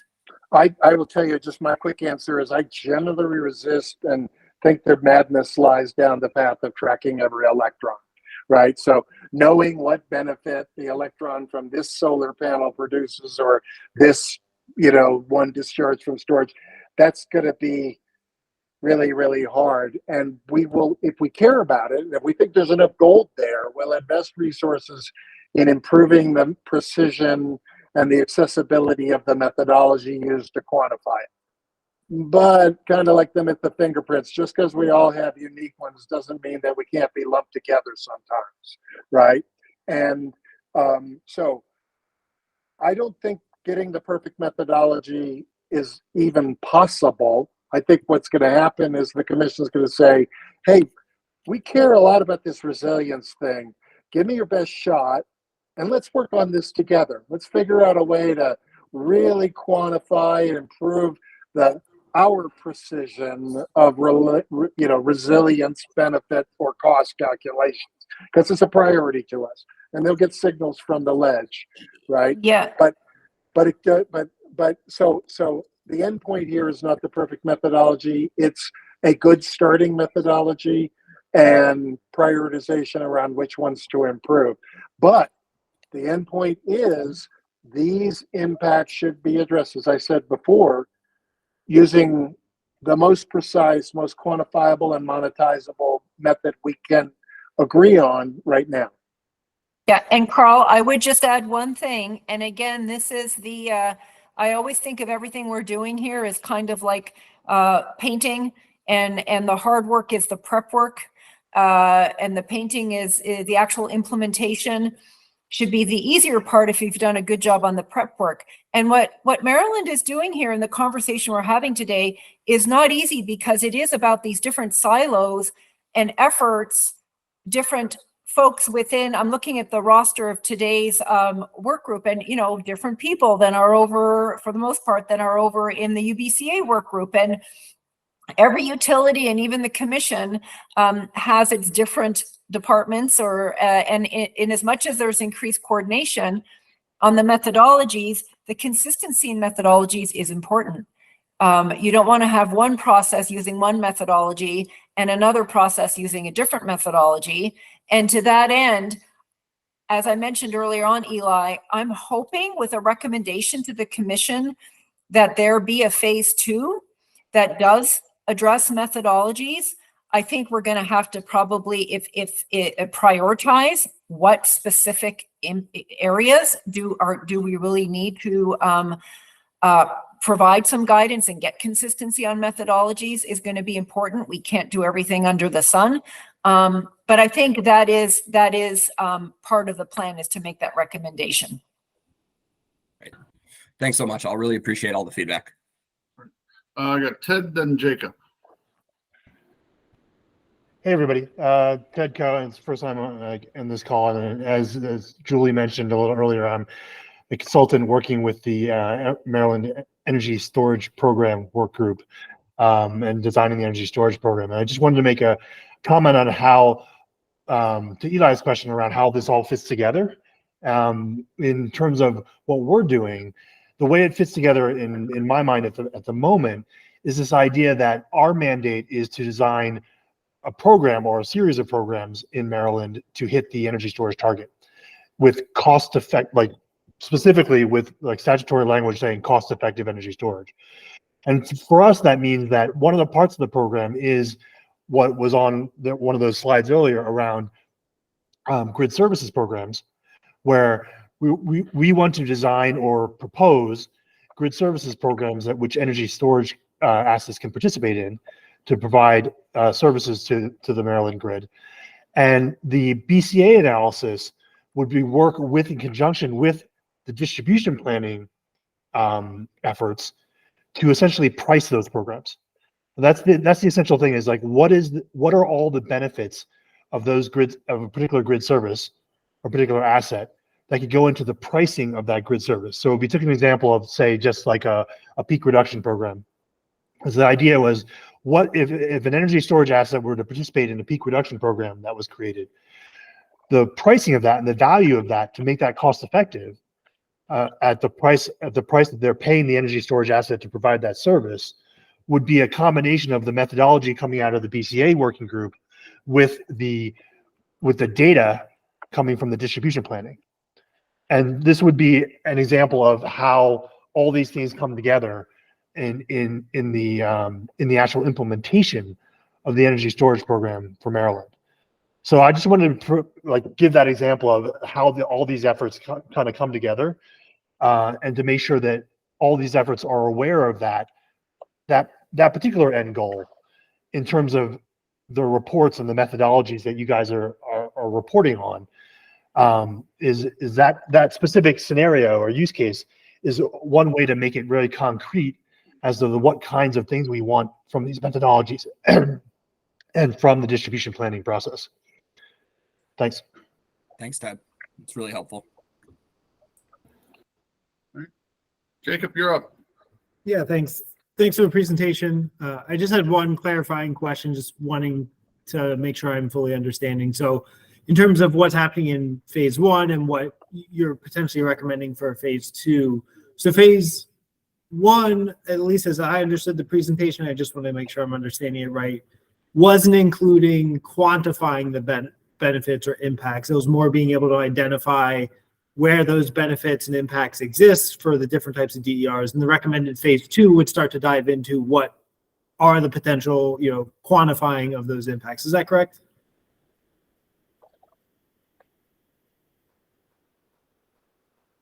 That's right, Jacob. I'll just clarify and make sure I have your question right. A phase 2 would look at what are the methodologies to use to quantify, not necessarily to actually do quantification per se and come up with values. Okay. But agree to yeah. Got it. That helps. Thank you. All right. Anybody else? So, yep. Go ahead, Al.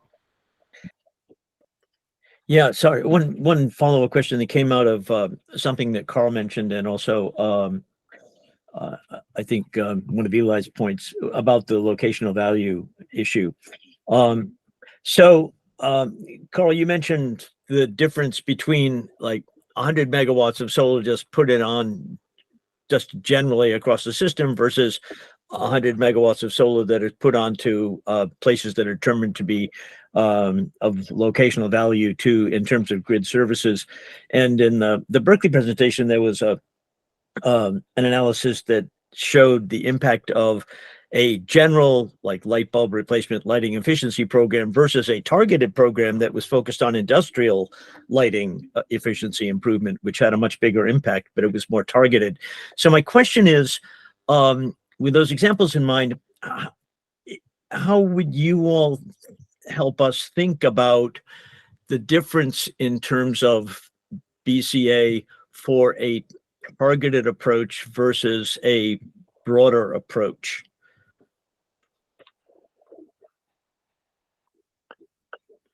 In other words, how do we assess? How do we figure out whether it's better to be talking about the distributed PV generation I think the way, with or without locational value? right. I think the way it comes to mind.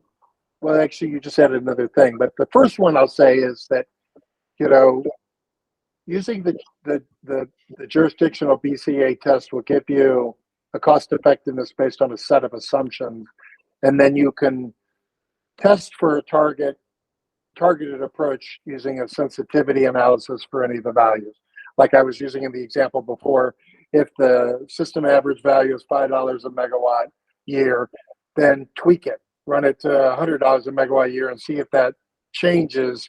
If $100 a megawatt year is a reasonably achievable, you know, distribution system capacity benefit, right? So that's the first one. The second thing you asked was essentially, how do I compare? Let's say I've got $100 a megawatt year benefits available in a program that I could do, and plenty of industrial lights or whatever that I could target. So I, you know, do all that. I've got the resource, I've got the cost effectiveness. I know I know what the delivery cost is, and I can reap those rewards. Then the next question you ask is, well, is that better than just the utility building, say, or buying more capacity and not getting the savings from the industrial lighting program? And the answer is to do the cost effectiveness test of the utility solution, right? And to do it on a level playing field, right? You know, sort of the 25-year cost and versus the 25-year cost of a light bulb, or 10-year, or whatever your measure of life is, etc. And look at those utility costs that are avoided. That will be revealed by the benefit cost analysis on the savings benefit side. If the measure ends up being, you know, positive as a DER, then it has the higher return than not getting those benefits, you win. Right? Okay. I mean, it's once you have it, the hard thing is not utility system level benefit cost assessment. They're pretty good at that. They've been doing it. They make, you know, the CFO demands that every time they want to spend some money, as does the commission oftentimes, right? In a CCM proceeding. The hard thing is applying the same and a parallel discipline to your DERs, where you don't get to assume system-wide average capacity value. You know, you got to go prospecting a little bit. That's the gap that I think the commission's directive to us will help close, that the UBCA will help close. Okay. Thank you. Thanks. Yes, sir. DeAndre. Thank you, Chuck, and thank you, E4, for your the hard work you've been doing in UBCA. I've had the privilege of sitting in all of the work groups and trying to make sense of everything. So, yay me. But let me know when you got it figured out. Yeah. well, I'm gonna take a shot at it right now to kind of give a overall kind of spew out how my brain is working and kind of trying to grasp everything. In particular, to this DSP work group is going to be the platform for everything else, sort of like the foundation or the platform for everything else that is happening in the other work groups. And we've been tasked with kind of coming up with a framework for the overall DSP process, which I see as creating the space for everything else that's going on, which includes the UBCA work group. We're tasked. This is how I see it, and you all can kind of chime in and tell me. So we're creating a framework and or a space as to where we're creating this space where we will bring in, or the opportunity for the UBC, what's being done in UBCA and what will be done with energy storage. And we're creating a principle for all of that.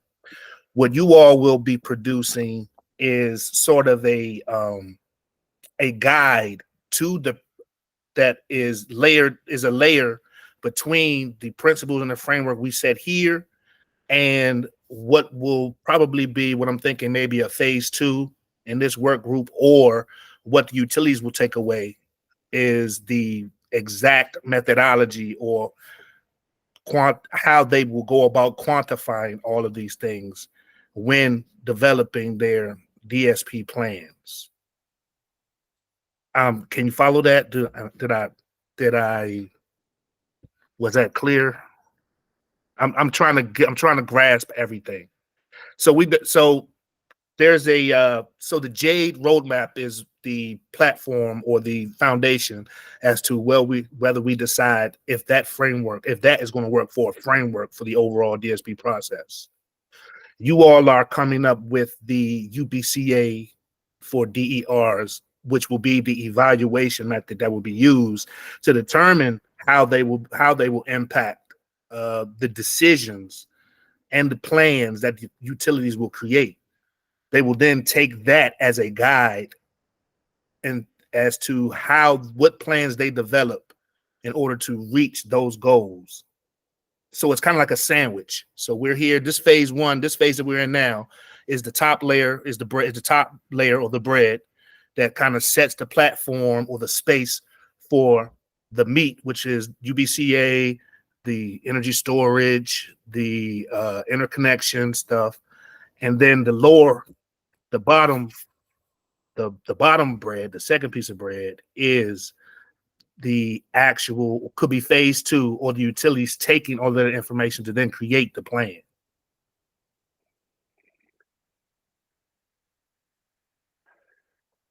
Yeah. I guess one clarification, DeAndre, is that the UBCA and in identifying the things that are of value it feeds into the energy storage programs that Ted mentioned that they need to develop in order to meet the mandate.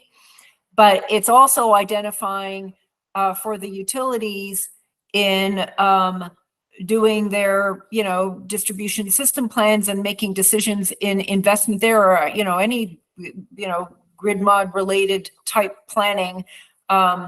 It's the same values that there's consistency in again what's valued and how it's valued in those various analyses. So I love analogies, and I like your sandwich analogy. I'm not creative enough to come up with a slightly different analogy off the top of my head. So I'm not sure it's quite layered like that. But maybe it's more that the UBCA is a condiment that's added to these other menu options that end up having a similar flavor because they're using the same condiment. I don't know if that helps at all, and I'll let Carl chime. Oh, Carl had to tend to something here, so I don't know if that's helpful, but I want to be sure that we're not completely, I'm not confusing you any further. No, I know it's been a little, go ahead. No, I think that's helpful. I think you guys are the spread, the mayonnaise, the ketchup, the mustard, and the energy storage interconnections are like the ham and the turkey, I guess we can say.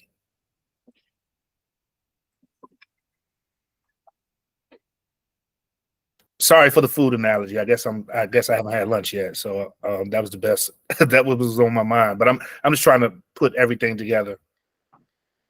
I like the analogy, DeAndre, and certainly making me hungry towards the close of this this time that we're presenting for you all. So with that being said, Judge McLean, is there any other questions or follow up for our consultant team here?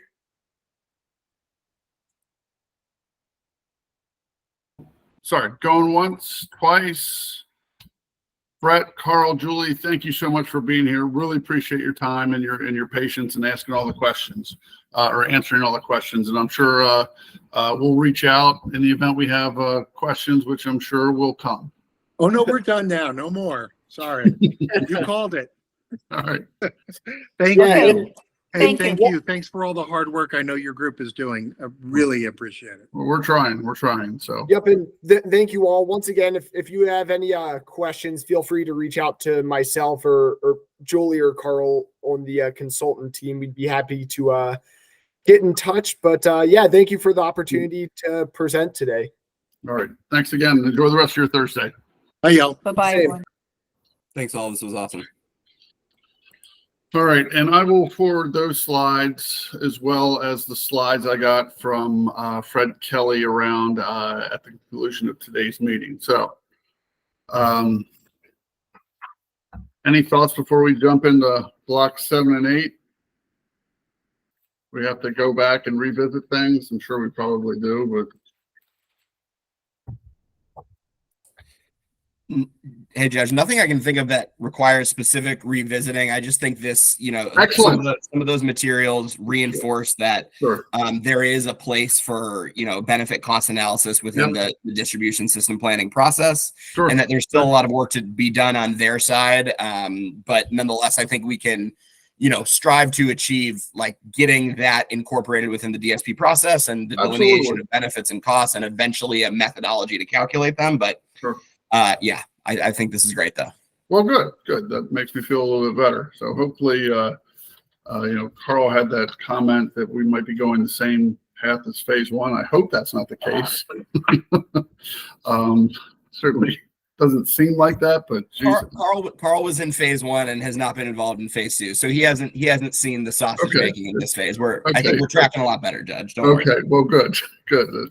Gave me a little bit of pause. All right. While I got you up, did you want to kick off? And it seems like there's a lot of or a little overlap between blocks 7 and 8. Did you want to kick things off with your thoughts?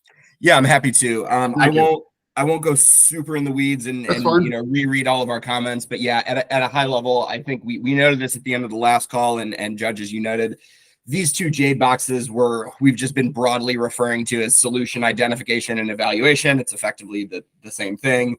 We think they can reasonably be grouped together.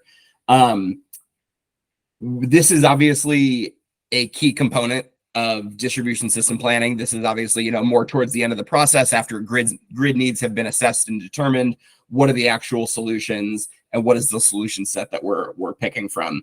Mm-hmm. There were 3 overarching key points. And again, I'm not going to get super into the weeds of each of these, but I'd say the key points we made in our comments. Number 1, the solution identification process should incorporate a diverse suite of non-wire solutions that utilize DER as long-term capacity, as demand reduction investments, and as demand response. I had looked through some of the utility folks' comments in response to, I think they were in response to Strategen/OPC's recommendations regarding the non-wire solutions process. While we understand that utilities are able to consider non-wire solutions today, it's our understanding that there isn't an explicit mandated process that kind of governs that non-wire solutions procurement, and that's what we would recommend come out of this work group. A recommendation that the utilities actually developed an explicit procurement, governance structure whereby they can actually consider non-wire solutions and, that would of course involve some type of benefit cost analysis, like we just discussed. But I think that's the key missing piece that we don't see in Maryland today, is that there just isn't an explicit process. One key component of that process, and one clarification I want to try to make, and sorry, I'm just pulling up one of utilities comments. So the utilities noted in their replies, and these are the joint Exelon comments, they do not agree that utilities must involve third parties in the solution selection process. Right. Adding that the utility has the responsibility for maintaining a safe and reliable grid, and maintaining the responsibility for the solution selection process. So there might have been a misunderstanding of what we were trying to get at. We are not suggesting that someone else runs this process by any stretch. What we are suggesting is that the utilities, of course, maintain their solution selection process. The utilities run it, but what we're recommending is within this evolved process that actually creates an avenue by which non-wire solution offerers can come in and propose non-wires alternatives to the traditional planned upgrades. So we're not saying that someone else should take over this process. Okay. We're just saying, when we say third parties, we're referring to third party DER developers effectively. And if the utility can conduct a process by which it identifies a grid need and proposes a traditional wire solution to meet that grid need, the third party process that is on top of that is just like an open RFP process, whereby, you know, the utility says, hey, here is our grid need. Here's the investment we propose. Here's the cost of that investment. Give us your DER offerings that can replace this traditional wire solution with a DER offering. That's what we're referring to when we talk about third-party involvement in the process. Okay, and I think, I'm sorry, go ahead. No, I was going to kind of go on to our second and third point. So let me just pause there. Judge, go ahead. Now, you had a technical review panel. Is that different from what you were just saying? You would, because I know that's one of the things that the utilities, or maybe I'm skipping ahead. I don't recall that comment off the top. I'm searching. I'm doing a word search of our comment for like review panel, but I don't know that we said that explicitly. Okay. Well, I know. Well, if you did, the utilities are not a fan of it, so I can tell you that. I think the technical review panel was a specific item within the JADE process map. Right. So not specific to OPC's comments. Okay. Well, all right. Well, then stop searching. Okay. Well, it didn't sound like anybody was necessarily proposing that. So, but Jacob, do you want to respond to Eli? Yeah, certainly. A couple things, and certainly we had put some of these in the reply comments, starting with a specific process to evaluate non-wire solutions. We do have a process where we do evaluate non-wire solutions. That's our solution evaluation process that we do today. Eli, as you noted, we do incorporate non-wires as part of that, and as we see technology continue to evolve and it becomes incorporated into the utility process, those solutions will be continued to be considered during our solution identification process, right? It's just one tool within our toolbox, right? And so we view these all as solutions that we're able to implement as we look to address constraints. So to say that we don't have a process to evaluate non-wire solutions, I don't think is fully accurate. We do have a process because we do it today, and we've seen the results of that.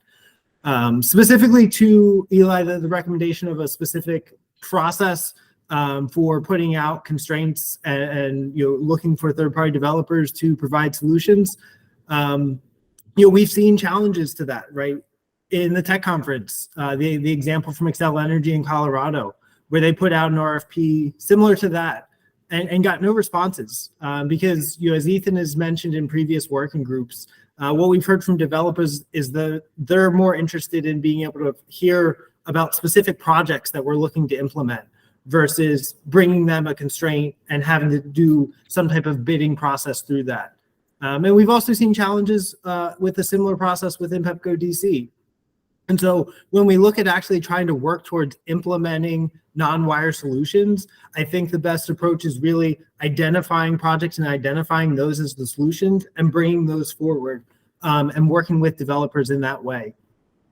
And I'll also highlight within the utility straw proposal, obviously we've talked a lot about those having discrete opportunities for feedback and stakeholder engagement. And so that's another area where those developers have an opportunity to provide feedback to the utilities for us to consider as, those that solutioning is occurring. And so I think that already creates space, to feed into the utilities process for consideration. And just a follow-up question on that, Jacob, and I appreciate that explanation. So when you say there is a process today by which utilities consider non-wire solutions, are you saying that included within that process is some type of outreach to DER developers, identifying a grid need and seeking proposals from them for alternative solutions, for non-wire solutions? My understanding is that that is not part of the process, and that is the key component that we are recommending be added to the process. So as I understand it right now, it is primarily focused on identifying again what tools and solutions we have and are able to implement, and continuing to maintain the safety and reliability of the system and everything.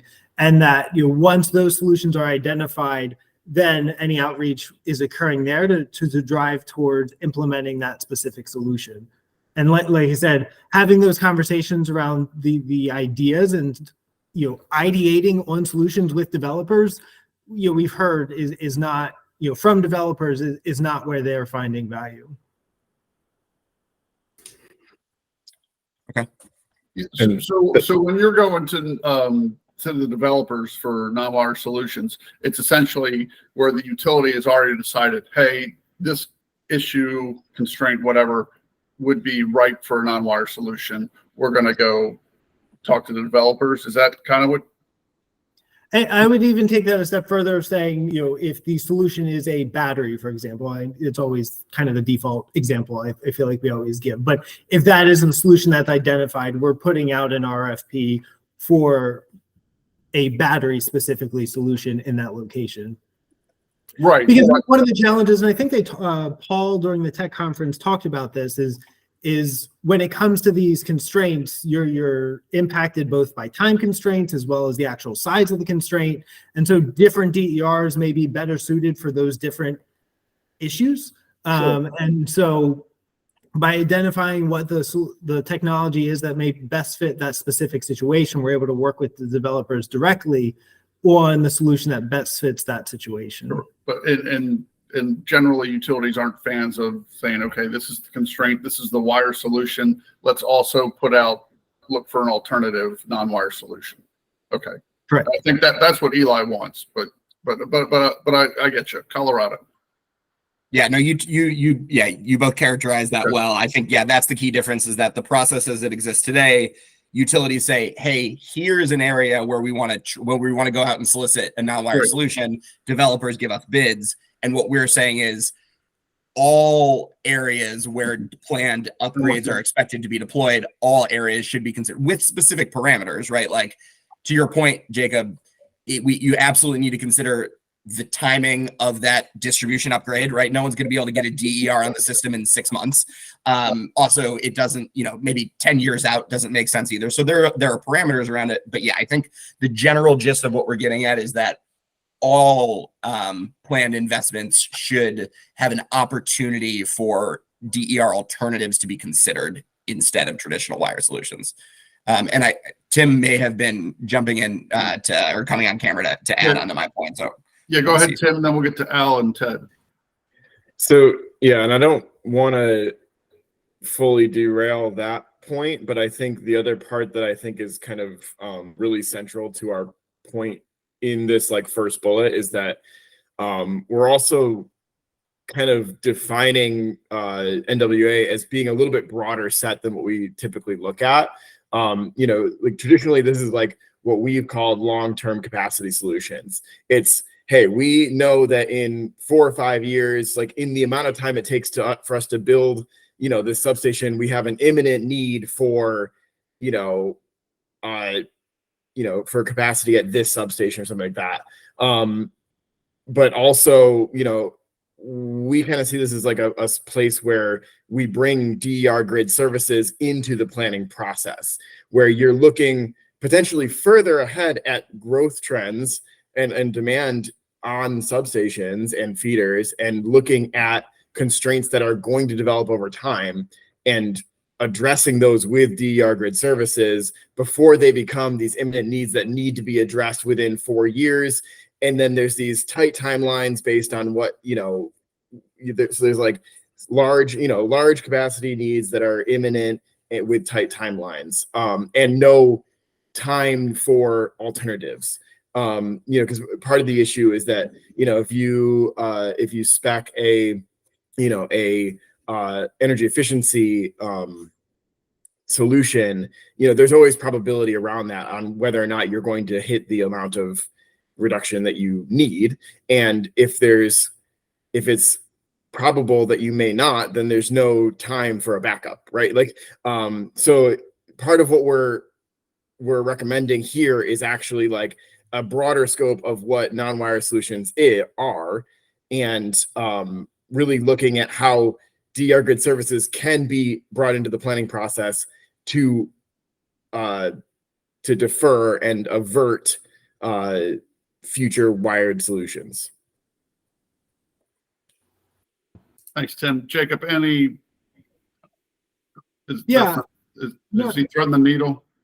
I think, Tim, to some of your points there, I think what you're describing is some of the continued evolution of what non-wires may be considered within the toolbox of planning. I think there are certainly considerations within that we have to account for. One of the things you mentioned of if these types of programs don't pan out, right? If we do a targeted energy efficiency program and it doesn't pan out, how do we then consider that, right? And those are the things that have to be figured out and worked through before we can even consider implementing that type of program as a solution within our toolbox. And another big piece as well, especially as we think about some of this, is what's dispatchable. And this kind of goes more towards some of the capacity solutions and different things like that, but what resources are dispatchable that we are able to control or work with the customer to be able to control. And again, all of this comes back down to a conversation we've had before, and something the utilities are still kind of continuing to tackle is how are the utilities holding customers accountable for meeting the expected or anticipated generation that they're supposed to provide, or the reduction that they're supposed to provide, for us to be able to count and plan for those resources meeting the needs of the system. So I think all of that is certainly in play within planning, and just continuing to be things that we have to work through and develop and figure out how they best fit within the planning process. Thanks, Jacob. Al, and then Ted. Yeah, thanks. So just on the part of the discussion, I think where Eli started and Jacob responded about a standardized process for evaluating non-wire solutions, and Jacob, I think you said that yes, that the utilities already have a process for that.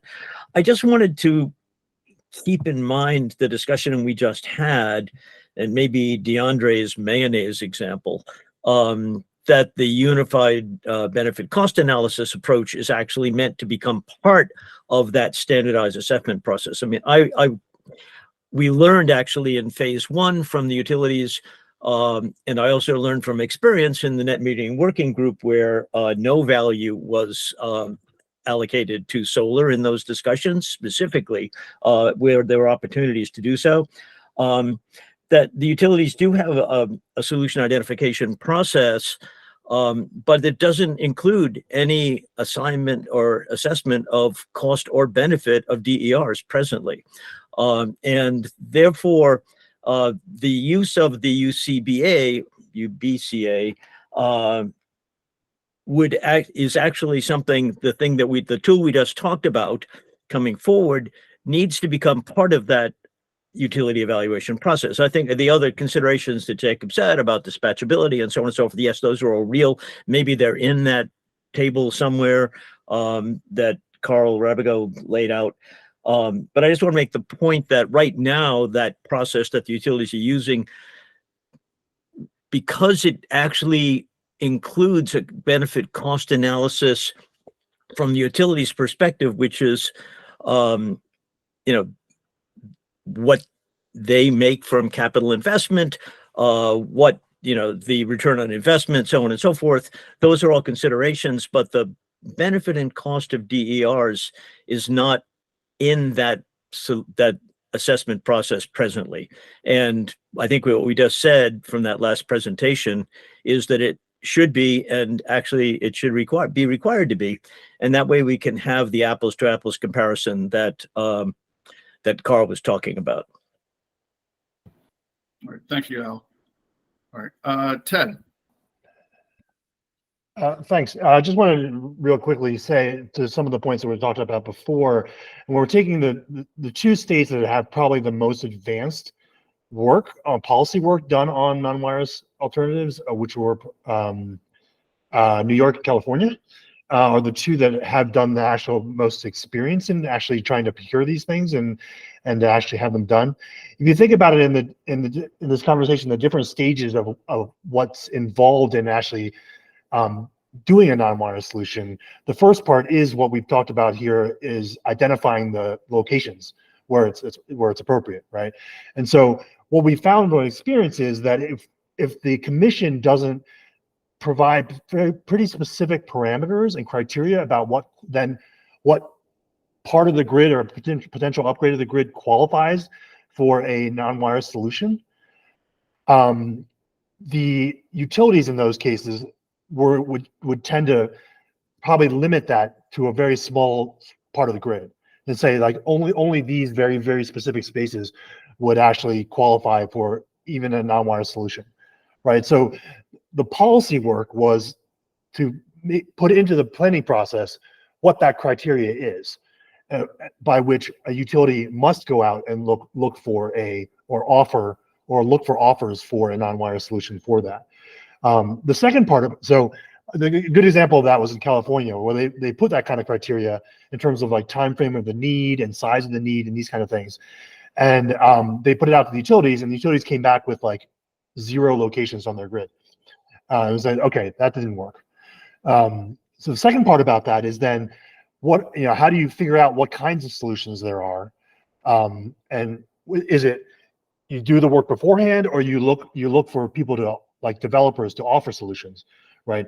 And you have to consider 3 different ways of solutions. There's the procurement, right? You have a contract to build a bunch of batteries in this location on like a 10-year contract or something like that. There's that procurement. There's also grid services, like was mentioned before, where you put up a grid services type program on a longer time frame. But there's also, as in the JADE map, what's called rate design, where you just create a tariff that people don't, where customers respond to without actually signing an actual contract to participate in a program or something like that. All these things, all these 3 options were actually tried in California. I don't actually know the full results of that, but it's worth looking at as saying like these are the kinds of solutions, non-wireless solutions, that have been attempted before for that kind of thing. So there's all those different kinds of mechanisms that you could put out there for acquiring non-wireless solutions. And the final part about it is to what Al was just talking about was the valuation. It's like how do you value this? And you have to make sure that in your comparison, and you say your procurement, your RFP, and you're saying whether this solution is more valuable than a traditional wire solution, is you have to make sure that the commission actually establishes what all the things that go into that valuation methodology.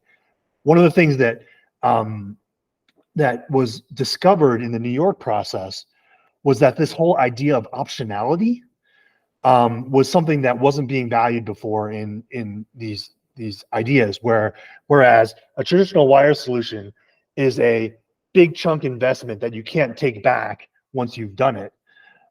If the anticipated need doesn't actually come up in the 5-year time frame that you were talking about, whereas a non-wire solution where you can bring in DERs over time gives you that optionality where if the anticipated demand doesn't actually show up you don't have to invest that much into the constraint that you would have had to do with like a full substation upgrade or something like that. So that's an example of a value that should be put into the equation that wasn't considered before in traditional distribution planning, that should be part of the design of a non-wires policy and a framework that would go into what this process or this recommendations from the DSP working group could recommend as changes to the traditional DSP process. So I just wanted to throw in those three things about the experience from other states and how that can inform the non-wires solutions framework that you might recommend here. All right, thank you. That's hugely helpful, Ted. And I think that piggybacks on a lot of the things that I was trying to get at, and I'll admit you put it a lot more eloquently than I did. You know, when we had the tech conference about a month ago, Natalie from Lawrence Berkeley Lab, you know, had the point when she got a question from the utilities about the success of non-wire solutions programs. And she admittedly noted that a lot of programs have not been successful. And as Jacob pointed out, there was the example in Excel where there were not even bids submitted under that one specific project. But I think Ted's points just now underscore the two primary reasons why that happened. And I actually spoke to Natalie right after the conference, and she wishes she had clarified that about one of these points regarding the cost benefit analysis. The two key points that many states have not incorporated. One, first of all, that Ted highlighted that California did, is the right criteria. So state mandated or commission mandated criteria for under what circumstances non-wire solutions should be considered. Things like timing, things like size, etc. And then two, actually valuing the full benefits and costs of the solutions that can be provided. And that comes back to the BCA analysis. And so once there is actually clarity around what that full stack of benefits and costs are, that is much more likely to result in a non-wire solution process actually bearing fruit, right? Because then we will have more accurately been able to assess the value and the benefits DERs can provide. Whereas traditional programs that don't have that just use only avoided costs often don't pencil out as cost effective on the DER side. It all comes down to fairly valuing all of the benefits, the full stack of benefits that DER can offer, not just that one avoided cost or avoided infrastructure upgrade benefit. Okay. All right. So is that something in terms of at least the criteria? Is that something you might be able to throw together for the next meeting, maybe, or in advance of the next meeting? Yeah, we can at the very least take a stab at it based on other jurisdictions. And as Ted mentioned, and this is where my experience comes from in this regard, is from California, where they had something called the DIDF program, which established these parameters.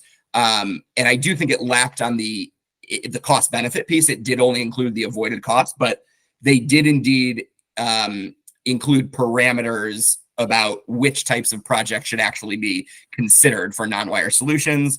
And then reflecting on those parameters, the utility would go out and say, all right, we've identified these bunch of potential areas for upgrade. Here's the cost of our traditional solutions. DER developers, can you do it for cheaper? And that resulted in a decent amount of bids, being available to the utility for selection. So yeah, we're happy to do that, Judge. Okay, so go ahead, Jacob. Yeah, thanks, Judge. I was just going to say, in terms of, having those types of criteria, that it is something that we've seen, as, in DC specifically, there are, set criteria to determine the types of projects to be considered to be bid out. And that still has resulted in challenges with, bringing those type of things to developers, because, not just timing. When I was talking about timing, I really meant duration of the constraint, right? And so some of these DERs don't fully meet the duration of the constraint, whether they're 4 to 6 hours, if they're above 4 hours. I think Paul during the tech conference referenced batteries are typically 4-hour durations. A lot of these constraints you could potentially see are beyond that 4 hours, which makes them challenging, or they have to be large enough that you continue to see, the cost effectiveness of them, be a challenge. And so that's where we continue to look towards being able to identify, those specific areas where we think those non-wire solutions are best, and those types of non-wires in those specific situations are best suited. Now, Eli, I don't know, maybe he worded it differently or just sunk in. When you go out for a non-wire solution, or maybe not even that. So Eli, if I think I understood you, you said, okay, utility identifies a constraint, and typically it would cost us X to do this, and then go out to the developers. Is that different than what happened in Colorado, where they said, give us a wire solution and a non-wire solution? Is that I'll a admit, different scenario? I'm not materially familiar with the Colorado process, so See, that sounded different, but I don't know. Jacob, is that? What I recall from the tech conferences, I don't know it in detail, it sounded like, at least what I recall from looking at the presentations, was they developed a wired solution. They identified a constraint and had a wired solution and put out for bid for a variety of any non-wire solution proposal for developers to bring forward in comparison, for the utility to compare against the wired solution. Okay, so they already had their, in theory, I guess, maybe potentially procured solution, or at least had an idea of what it was going to cost. Correct. Okay, so it wasn't necessarily different than what you were saying. Eli, go ahead, sir. Yeah, and I'll just it's been a minute, it's been a few years, but I will try to remember and maybe repeat kind of what I recall in the California process. I'll keep it pretty high level, so we're not getting really into the weeds. But the whole framework was called DIDF, which is Distribution Investment Deferral Framework. So it was all around the idea of deferring planned investments, right? And so that's how they assessed the value. They said, what is the NPV, the net present value of deferring this investment? That gives you a hard number. And if the DER can beat that number, it's essentially cost effective. And so the way the process worked, the first step, and this is all under the framework of how the California utilities do their distribution system plans. Step one is a GNA, a grid needs assessment, right? They look at the entire grid based on their forecast. They say, all right, in 3, 5, 10 years, we forecast all of these violations on the grid. These, of course, need to be mitigated, assuming what they are currently assuming in terms of like load growth and DER growth, right? So first, they have a huge assessment of every single need on the grid as currently forecasted. Then from that list of the needs of the grid, they have something called the DDOR, the Distribution Deferral Opportunity Report, which goes back to what Ted was saying about those parameters. The whole point of DDOR or DDOR was to say, all right, looking at the grid needs assessment, looking at all the grid needs that we've now identified, which ones can actually reasonably be deferred, right? Like based on all these parameters, based on time constraints, yada, all these parameters, and we'll relook at those parameters. Based on those parameters, yada stuff, weren't you? right? We'll spell that out. Based on all those parameters, here are the specific projects that can actually be deferred with DERs. And so then they take that list, and you've now gone from like your 2,000 grid needs and associated projects down to like a small number, something like it was like 50 projects or whatever. And then they had one more set of criteria, and I'm forgetting the name of this step. They had one more set of criteria where laying on top of the DDOR report to say, all right, which ones are we going to actually go out and solicit with third-party DER developers? We are going to solicit non-wire solutions to defer these other grid investments, right? And so that's kind of what the process looked like there.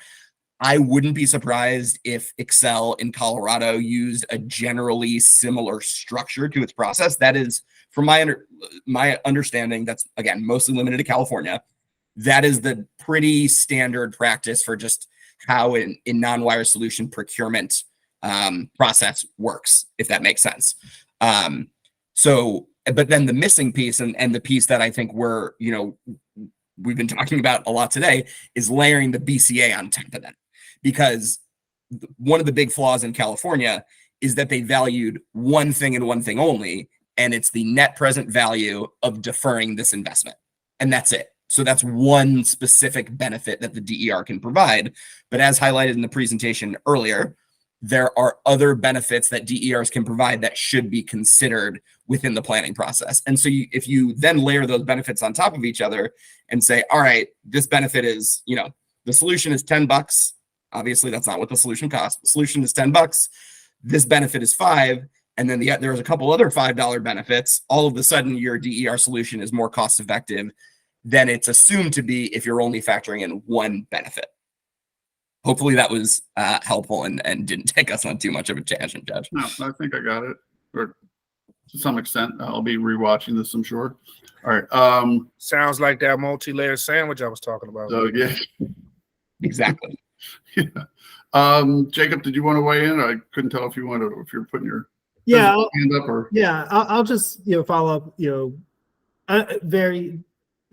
That process as described definitely sounds very familiar, and I think one of the other key points too, and why I think it best fits in kind of the utility process for identifying solutions and really engaging stakeholders in other ways is, each utility system is going to be slightly different, right? They're all designed differently. And so any flexibility between utilities is important because non-wire solutions are going to make more sense in different areas of feeders than others, right? They may make more sense. I know I'm going to, steal from Ethan in terms of the lollipop feeders and having benefits for solar and storage combined at the end of those. And so being able to specifically identify those locations, it's going to be different system to system, feeder to feeder, and the utilities are going to be in the best position to identify where those are and identify what technology may best fit in that situation. And, to bring it back around, the utility proposal, we've talked a lot in this around stakeholder engagement early in the distribution system planning process. And that's really, we think a better opportunity for developers to get engaged in that kind of conversation versus through a formal kind of process bidding out, this wire versus non-wire. If we can engage early in the conversation and get feedback from developers during that process, it allows us to incorporate that as we think about what is the solution that may best fit a specific situation. Okay. Thanks. Eric, you had a hand up, sir. Yes, good morning, everyone. Thank you, Judge McLean, for the opportunity to share my thoughts. I'm curious, as we are speaking to non-wire solution as an opportunity to help solve some of the constraints, will we also be including thoughts on what happens if the non-wire solution is not there, and then it causes outages because for whatever reason that solution is not in place, right? And I think that is also an important piece that is missing from the overall thought on non-wire solution that I haven't heard anyone speak to so far. Yeah, I can speak to that at least briefly, Eric. That's a good question. The utilities in California, the DIDF process in California, which was led by the utilities but governed by the PUC there, there was a contingency solution requirement that was built into every annual DIDF solicitation, whereby the utilities had effectively exactly what you're saying, a backup contingency plan in the event that it appears that the DER is not coming online. There were different triggers and thresholds in the process whereby the utility could go and say, based on XYZ, we have reason to believe this DER will not come online in a timely fashion. Therefore, the contingency solution, the traditional wire upgrade, needs to be deployed. And so a contingency process is typically baked into a non-wire solution process. At least it's best practice to do so. So agree with you, Eric, and that is something that absolutely should be included in any process that Maryland lands on. Thank you. Tim, yeah, go ahead. Yeah, and just some thoughts around some of the things that I've heard. So I think one, most immediately, I think I will just bring up that, the planning process is all probabilistic. even wired solutions are not 100% durable.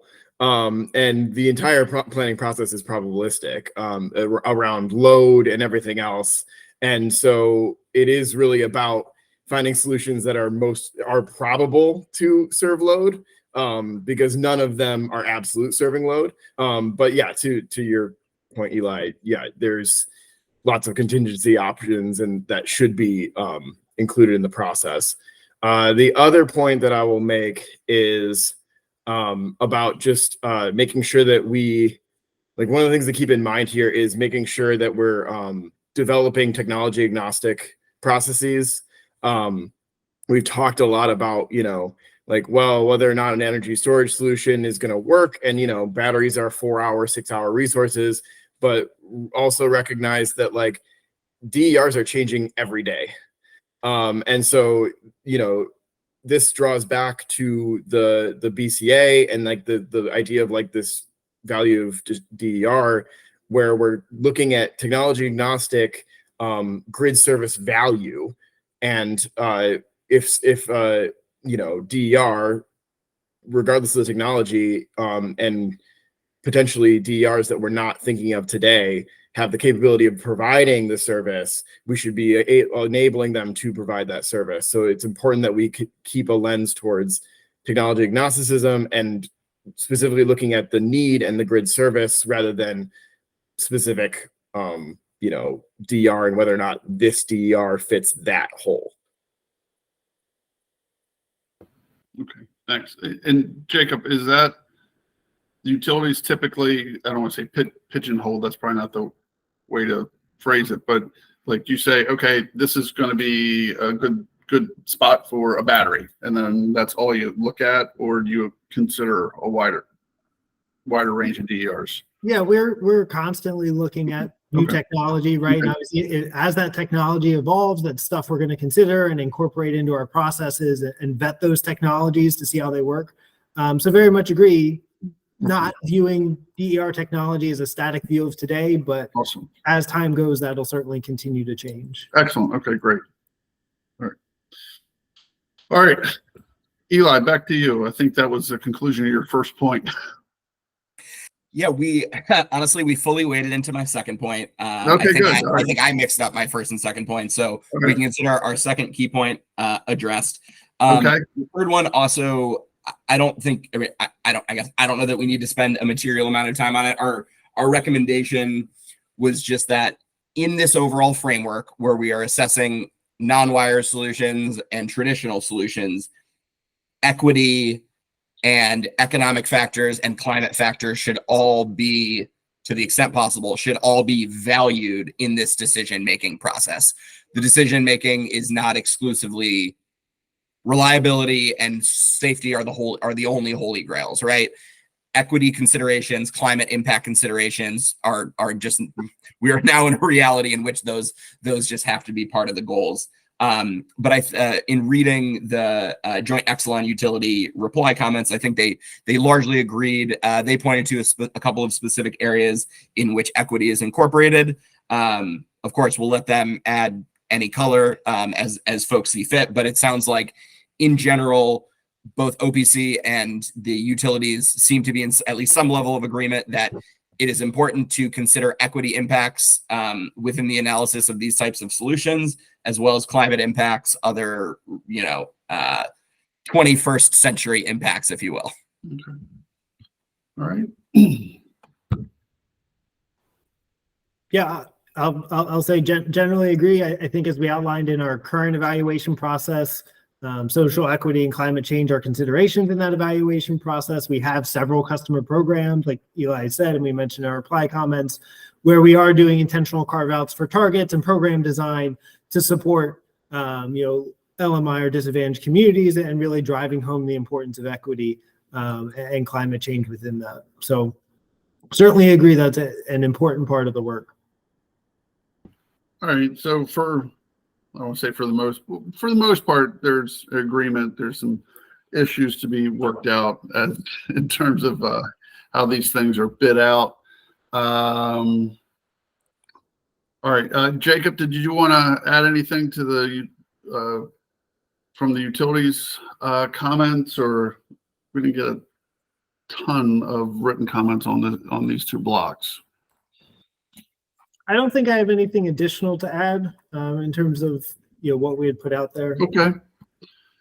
All right. Anybody else want to weigh in? We agree with what Eli or Jacob had discussed generally. I'll take your silence as consent. Yes, Mark. Hey, good afternoon, everybody.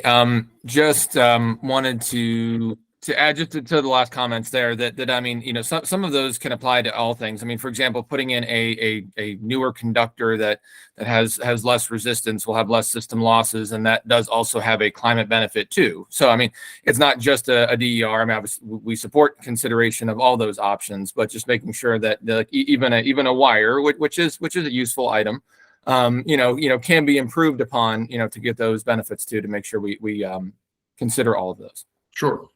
Do you have any thoughts on Eli's, or I don't want to say Eli's, OPC's positions, or are you in general agreement with Jacob in the joint utilities? Yeah, generally in agreement with Jacob. I mean, Okay. I'm not trying to disagree with Eli there. But, no, it's yeah, fine. Disagreements. Yeah. Jacob already disagrees, so it's okay. As we've discussed in previous meetings of this work group, PE First Energy has a process to evaluate all the potential solutions and which ones, and yes, that is typically, based off of the cost and then the benefits they would have to relieving those constraints, or improve or maintain reliability and resiliency. And we'll have to include those other things as well. But again, I mean, we envision the same process going forward. We're just going to have more inputs and more possibilities. We still have to make it, with all those inputs, figure out what the most cost-effective solution for our customers is. That's the main thing that we're called to do here. Okay, understood. All right, thank you, Mark. All right. Anybody else? Might just be the late hour. All right, so in terms of next meeting, I know, Eli, you said you were going to try and come up with some kind of criteria, maybe craft something Maryland-specific criteria from your California program. And I will work on getting out kind of a rough draft of the points we've agreed on, haven't agreed on, with some draft recommendations. And I will also kind of update the list of what I see as outstanding. There's a couple items. I don't think it's a huge amount. But that, and I think Eli brought up last week, and I agreed with them, that the kind of the boxes after this are not, I don't see them as being as relevant in terms of choosing the solutions, publishing the plans. We've already, I think we pretty much agreed on that. Program and project design, I don't know. We've already kind of touched on that already. I think that would go into the procurement that we've discussed. I guess my question is, where do we want to go from here? I know we've got some things we need to circle back on. It's probably the biggest ones are from blocks 3 and 4 with the forecasts in OPC's actions, the proposed actions to bridge the gap. Those are probably the biggest ones as I see outstanding. Yeah, I would also add, Judge, I think and perhaps this is intended to be solved through the process that the utilities are leading, but we kind of said we would come back to the whole stakeholder engagement piece once we kind of worked our way through most of Jade. So I just wanted to refresh. Oh yeah. I'm very much looking forward to metrics and transparency. So maybe that'll be enough to carry us through for a meeting that won't be too long. Let's see, and we'll look for that it'll be the 22nd. All right. And we'll do the same thing for written comments. If you could have those circulated by the 15th and any reply comments by the 20th. that would be ideal for everybody. Anybody else?